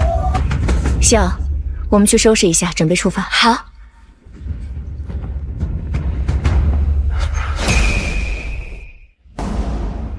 陛下，禁售粮食已经过去半月有余，民生哀怨已经快压不住了。臣斗胆恳请陛下解除限令，让百姓正常交易。恳请陛下解除限令。大夏王禁止贩卖举措，有违天理，其心可诛。臣要弹劾大夏王。有违天理，其心可诛。陛下，文武百官均觉得此事太过分了，希望您慎重考虑考虑。肃静！如此吵闹，陛下还如何发言？大夏王，你最近可有征集到粮草？回陛下，颗粒未征。什么？这已经过去半个月了，你到底干了什么？现在京城里已经有百姓开始吃树皮、啃草根了。再这样下去，这1月期限将至，你是想让京城乱起来吗？吃草根树皮，现在都这么难了吗？王爷所言非虚，大夏王，你若有计策，别再藏着了。哼，看来大夏王并不关心百姓的死活呀。我不关心百姓死活，哼，我倒要问问诸位大臣，现如今京都粮草已经捉襟见肘，如果再继续卖下去，很快便会颗粒不剩。如果连朝廷都拿不出粮食，若京都再出现粮荒的话，到那个时刻，才是真正的不顾百姓死活。傻小子，可是继续这样下去，那也不是办法。外省的救济粮草恐怕也得2个月才能到达京都。我本来还想再拖些时间，看来已经拖不下去了。陛下，现在情况十分危险，下一步我准备开仓放粮。赵岩，你说的可是开仓放粮？哈哈哈哈，那是不是就表示你已经输了这个赌约啊？我记得当时你是用你的项上人头来做的担保。1月之期才过了半个月，这么着急干什么？宁王，你这么喜欢我的人头啊？我喜欢你个头！好了，大夏王，你说的开仓放粮可是结束交易啊！不，依然禁止开仓放粮，乃是为京都各处设置粥棚，为百姓施粥，确保百姓温饱。京都百姓几百万人口，若施粥，即便是每人1天1碗，那朝廷的余粮也撑不过5天呐。燕王，京都几百万人，难道全部都饿着肚子吗？那你不明白我的意思吗？什么意思啊？若百姓得知朝廷施粥，百姓的心里只会觉得免费的粥不吃白不吃，这么算下来，杯水车薪。对呀，你听一听国师的解释，大夏王，你明白了吗？难道你们以为我连这个都不懂啊？真拿我当傻子呢？大夏王，那接下来你有何计策啊？朝廷施粥，想要解决那些吃白食的人，其实很简单。那怎么解决？走开！往粥里撒一把沙子进来。什么？往粥里撒沙子？对，这胡闹！这朝廷若往粥里撒沙子，那老百姓该怎么看咱们呢？已经饿得连草根树皮都吃了，在粥里撒把沙子，有什么不能喝的？再者，那些准备吃白食的，如果知道这粥里有沙子，他们还会喝吗？这么说，好像确实有道理。若想精准地把粥送给真正有需要的人，那就要用非常手。大夏王所言极是，那就按这么办。即便是大夏王说的有些道理，我来问你，接下来该怎么做？还有半个月呢，继续等呗。半个月后，粥荒必解。好，既然大夏王如此有信心，那朕就再等你半个月的时间。谢陛下。退朝。臣等告退。王爷，赵岩居然用施粥的方式解决了百姓饿肚子的问题，看来一时半会儿不会解禁。咱们压了那么多粮食，每日损耗可是巨大的。我可是也跟着投了不少银两，别让我打水漂。慌什么？不是还有15日吗？在15日过后，赵岩必定压不住。那个时候一旦解禁，京城的粮价还不是我们说了算吗？王爷言之有理呀。等我们赚够了银两，百姓必然对高价粮食怨声载道。到时候，我再安排人暗中鼓吹，把这件事情归咎到女帝头上。到时候京城必然大乱。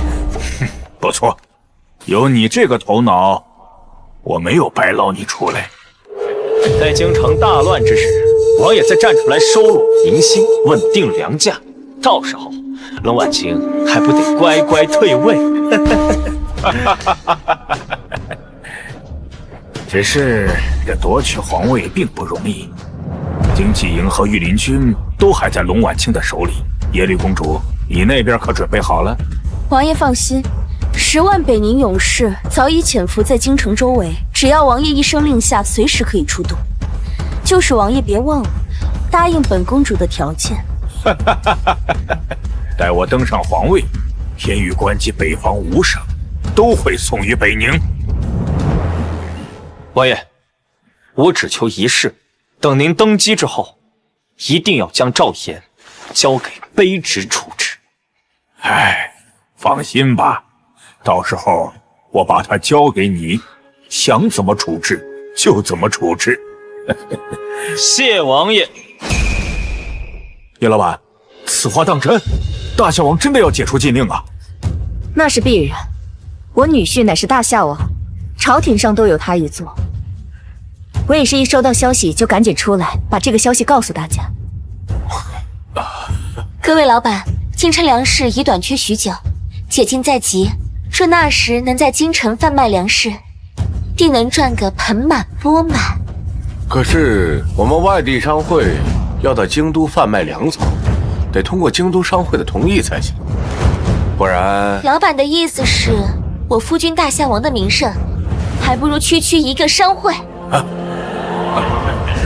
如此，便相信夫人，还有小姐。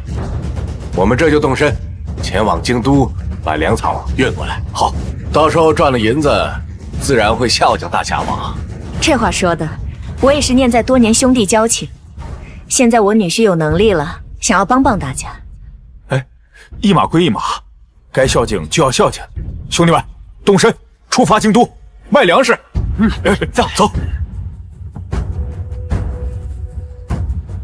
陛下，1月之期已到，现在朝廷的粮食由于失周，已经所剩无几，民间已然出现暴乱，现在已经堵在午门外，要闯进宫来。什么？昭妍，事到如今，连朕也保不住你了。朕给你机会，是你自己不珍惜啊！陛下圣明，来人，拿下赵岩。慢，陛下，还请再等一等。等不了了，赵岩，正是因为你的失职，才造成了今天的局面。不拿你不足以平民愤，拿下！启禀陛下，大夏王家中托奴才给大夏王带信。他已经不是大夏王，注意言辞。快说，夫人和小姐传话，事情已经办妥。他们回来了。陛下，此危机已解，可解除禁令。当真？千真万确。这胡说八道！他什么都没做，这危机怎么就解了呢？启禀陛下，现在京都城外已经聚集一大波外地粮商。外地粮商？这外地粮商来京都干什么呀？意义何在呢？就算他们来到了京都，也带不了多少粮食。即便他们带的粮食不多，但外地粮商一旦来到京都，便是一颗炸弹。如果外地粮商在京都售卖粮食，可想而知，京都那些私囤粮食的粮商，再加上私囤粮食的百姓，这朕好像没明白是什么意思。陛下不明白，您我还不明白吗？罢了，虽朕还是听不明白，但好像事情有所转机。传令下去，解禁。好一个赵岩，竟然敢用外地粮商来迂回！王爷莫急，外地粮商没多少粮食，他们很快就会卖完。不好了，大事不好了！赵会长，王爷在此，慌慌张张，成何体统？王爷，外地粮商开始卖粮了，那些原本囤积粮食的老百姓也把存粮拿出来开始卖了，导致京城粮价不断下跌呀。他们卖他们的，我们继续稳住。根本稳不住啊！我们商会的粮食本来就是高价收的，现有人偷偷拿出去卖，我根本阻拦不住，大家都不想亏呀。什么？他们竟然敢这样做，当真是不怕死啊！哎，利益面前谁能坐得住啊？王公子，我们原先存的那些粮食也赶紧卖了吧，要不然咱们血本无归呀。王爷，完了，要不我们也开始卖吧？成事不足，败事有余，我要你有何用？王爷，为了这个事情，我也拿出了全部家底，可是赵岩计谋太深，我也没办法呀。看来我得走最后一步了。去，告诉耶律红玉，准备动手。没想到你真的替朕解决了此事。认识这么久，我什么时候承诺过陛下的事没有做到？还是说，陛下已经对我不信任了？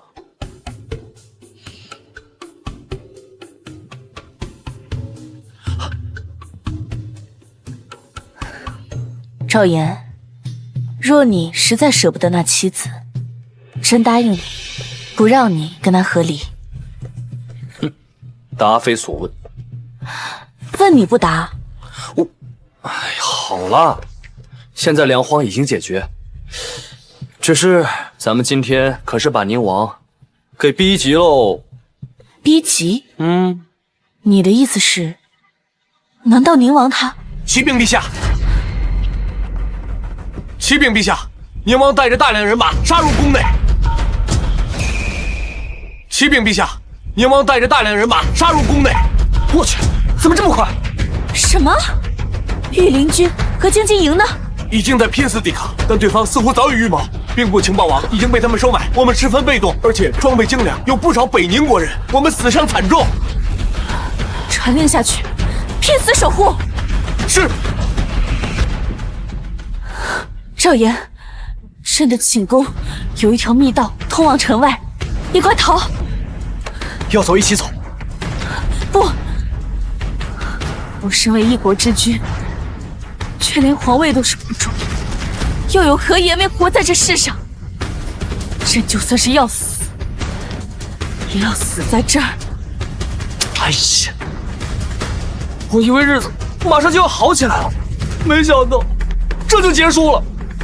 这件事情责任也在我，要不是我对北宁手软，直接对他们开战，也不至于落得如此下场。你说的是，你岳母是北宁长公主一事吗？啊，这你怎么知道？朕又不是傻子，要不是看在你的面子上，朕早就灭了林家满门了。陛下，你刚才说不是要赴死吗？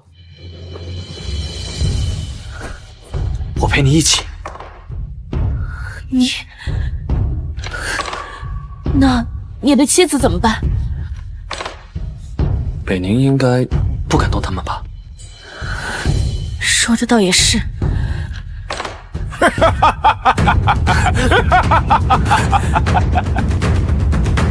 董婉清，你该退位了。王叔，你敢造反？造反？严重了，严重了！再怎么说，我也是皇家血统，先帝的儿子，我才是正统的继承人。去，把赵岩给我抓起来，交与王代臣处置。赵岩，这一次我要让你求生不得，求死不能。慢着！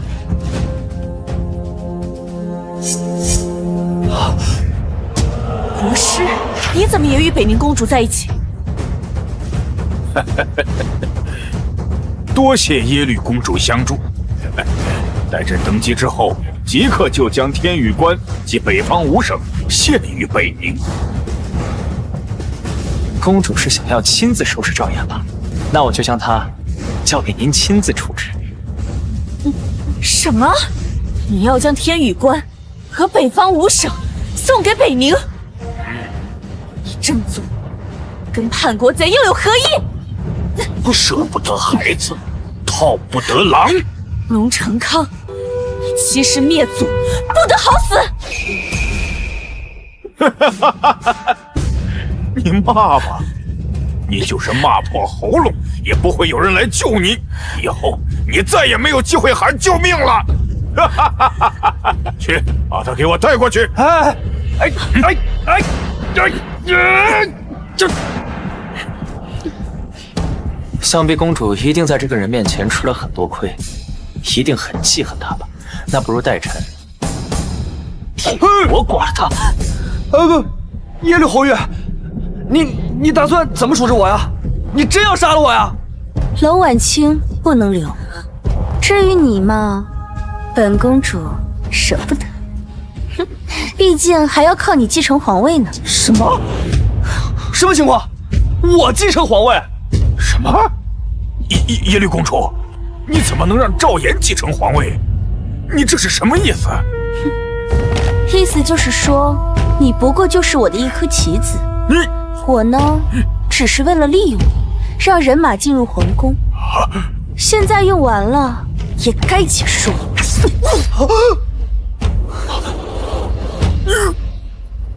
我从来没想象到皇帝而是赵岩。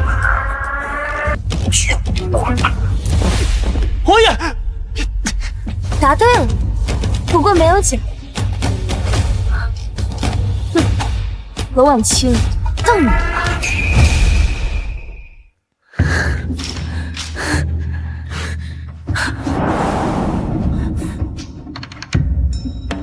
国师，你陛下，你退位吧。你说什么？我说，陛下将皇位传于大夏，或许还能保你一命。国师，你为何要让朕将皇位传给赵岩？无非你竟然与北宁人勾结，所有这一切都是你的筹谋。我冤枉呀！陛下，我什么都不知道，我到现在还不知道什么情况呢。国师，你到底是谁？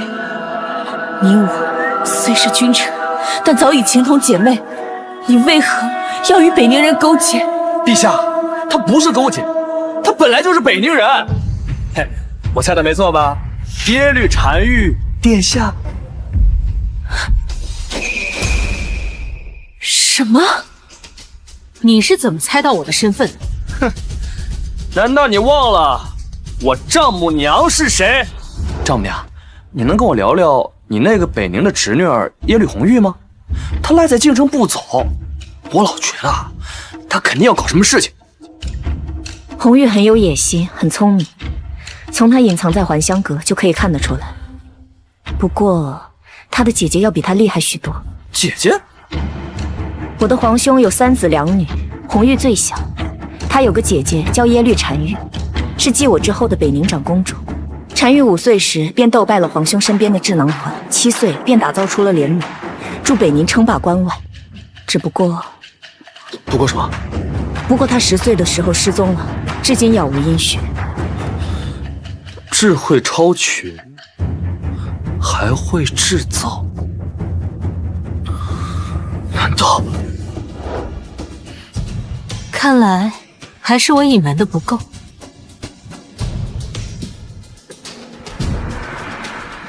赵岩、龙婉清，我现在给你们2个选择，要么按我说的做，要么都死。如果赵岩当了皇帝，皇公子，咱们该怎么办？我也不知道。哎，事已至此，你们动手也不急于一时。我就是好奇，你为什么会找我呀？你怎么没有一剑直接把龙婉清给杀了？你是国师，他这么信任你。杀了一个大夏皇帝，还会有另一个大夏皇帝，杀了他有什么实质性的作用？当初我选你是为了让龙婉清失德，一个废物赘婿却得到皇帝的偏爱，无论是群臣还是百姓都会对他不满，借由此事造成朝廷动荡，消耗大夏国力。也就是说，当初你给我的推测都是假的，赵岩他根本就不是天运之人。没错，这就是一个骗局。可我没想到的是，赵岩竟然如此出人意料。无论是在集市上击溃那些杀手，还是在群英楼质押一众才俊，又弄出了火龙跟龙吟瀑，现在又解决了粮荒。起初我本以为你只是个废物，可我渐渐地发现，赵岩乃是大势奇才，只有他当上大夏的皇帝，两国才能真正的和平。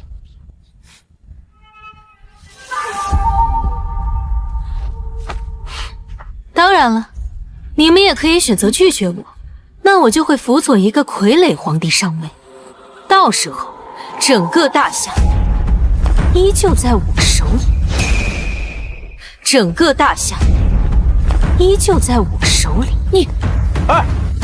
你既然能扶持一个傀儡皇帝，那你找我干啥呀？这不是多此一举吗？依我看，你是觉得我有大用，所以才费尽心思让我当这大夏皇帝。哼，那你倒是说说看。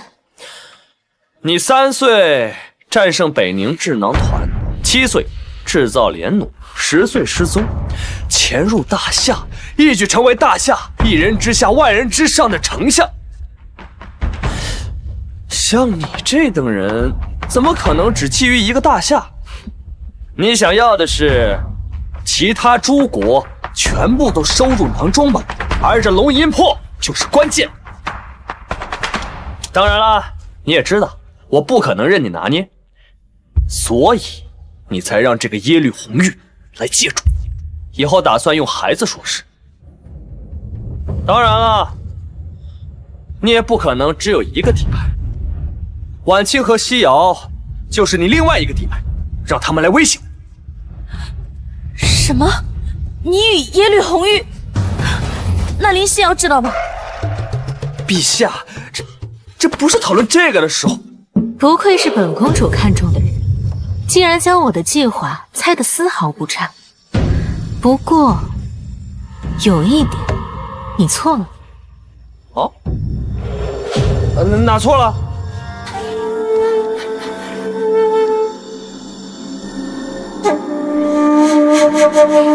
你以为那日和你在一起的人是耶律红玉吗？你说什么？那不是他，难道还……你，哼！就算我猜错了，不过你们也猜错了。什么错了？你们以为我没有后手吗？后手？动手！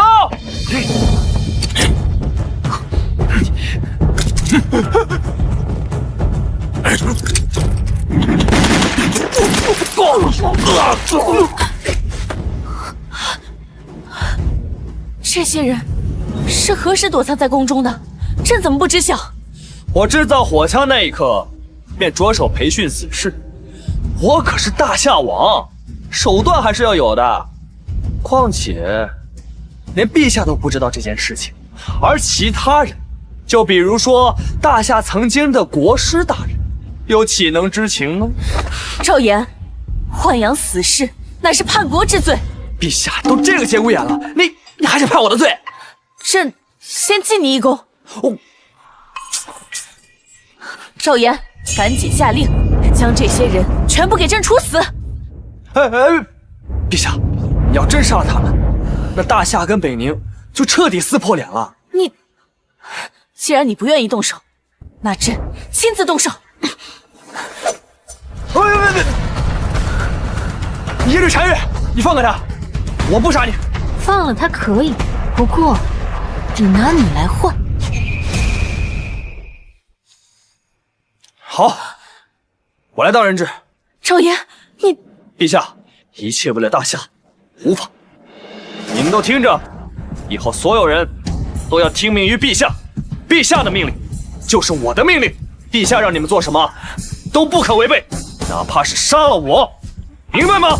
明白。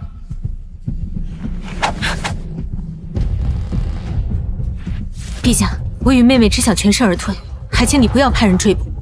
另外，请陛下下令肃清京城到天宇关的道路，否则赵岩将性命不保。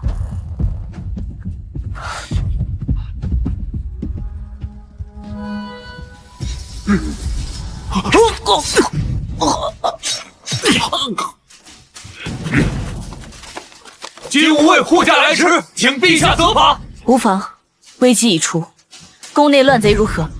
都已经赶走，多亏了大夏王的龙吟魄。陛下，大夏王被劫持，我们该怎么办？他们想要要挟大夏王去北宁，朕绝对不会让他们得逞。尔等速速随朕去追北宁公主，定要把大夏王给朕抢回来。耶律单于，立即将大夏王给放了，朕可以饶你们二人不死。饶我们不死？恐怕你是想把我们两姐妹永远囚禁在大夏吧？要是这样，还不如一死了之。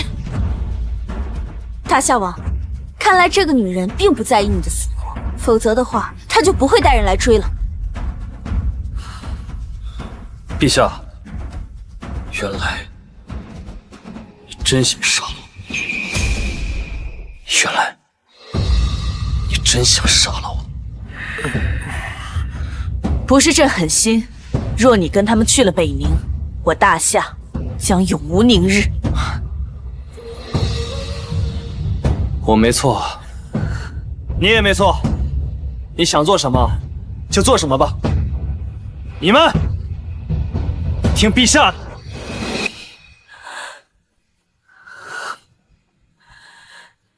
动手！住手！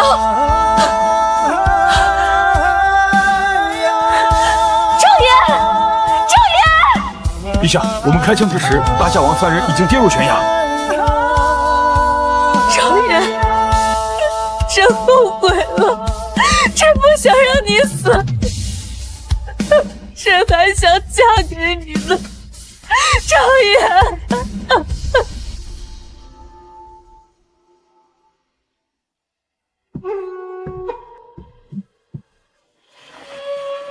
又在想赵岩了？没有。织女莫若母，你在想什么？为娘如何不知道？夫人小姐，陛下来了。参见。不必行礼，都是一家人，别客气。赵岩还没有消息吧？赵岩那个狗东西，跳崖没死，还娶了耶律两姐妹，还跟他们跑去了北宁，2年多未归家。西瑶，别想他了，朕再给你介绍个好夫婿。谁在背后说我坏话呀？谁在背后说我坏话呀？相哥，你还有脸回来？干脆死在北宁算了。嗨，这不是因为单于继位，事情太多了吗？这不，我一处理完，马上就回来了。哼，见过夫人，见过大姐，见过二姐。哼，算你们还懂点礼数。大老婆，你可是皇帝，别动不动就耍小性子。给你个面子。北宁那边处理怎么样？100万铁骑已经准备就绪，并且每人都配备了火枪和手雷，再加上千门龙银魄，我保证2年之内横扫其他5国，天下一统。天下一统？那北宁呢？怎么，你还想吞并我北宁？哼！你们北宁一向是野心勃勃，别以为你嫁给赵岩，又给他生个儿子，朕就可以不提防你们。那要不我们2个打一架？好啊，打就打。老婆们，咱们都是一家人，别说那些伤和气的话。嘿，为父现在有一项大计，你们要不要听啊？什么大计？什么大计？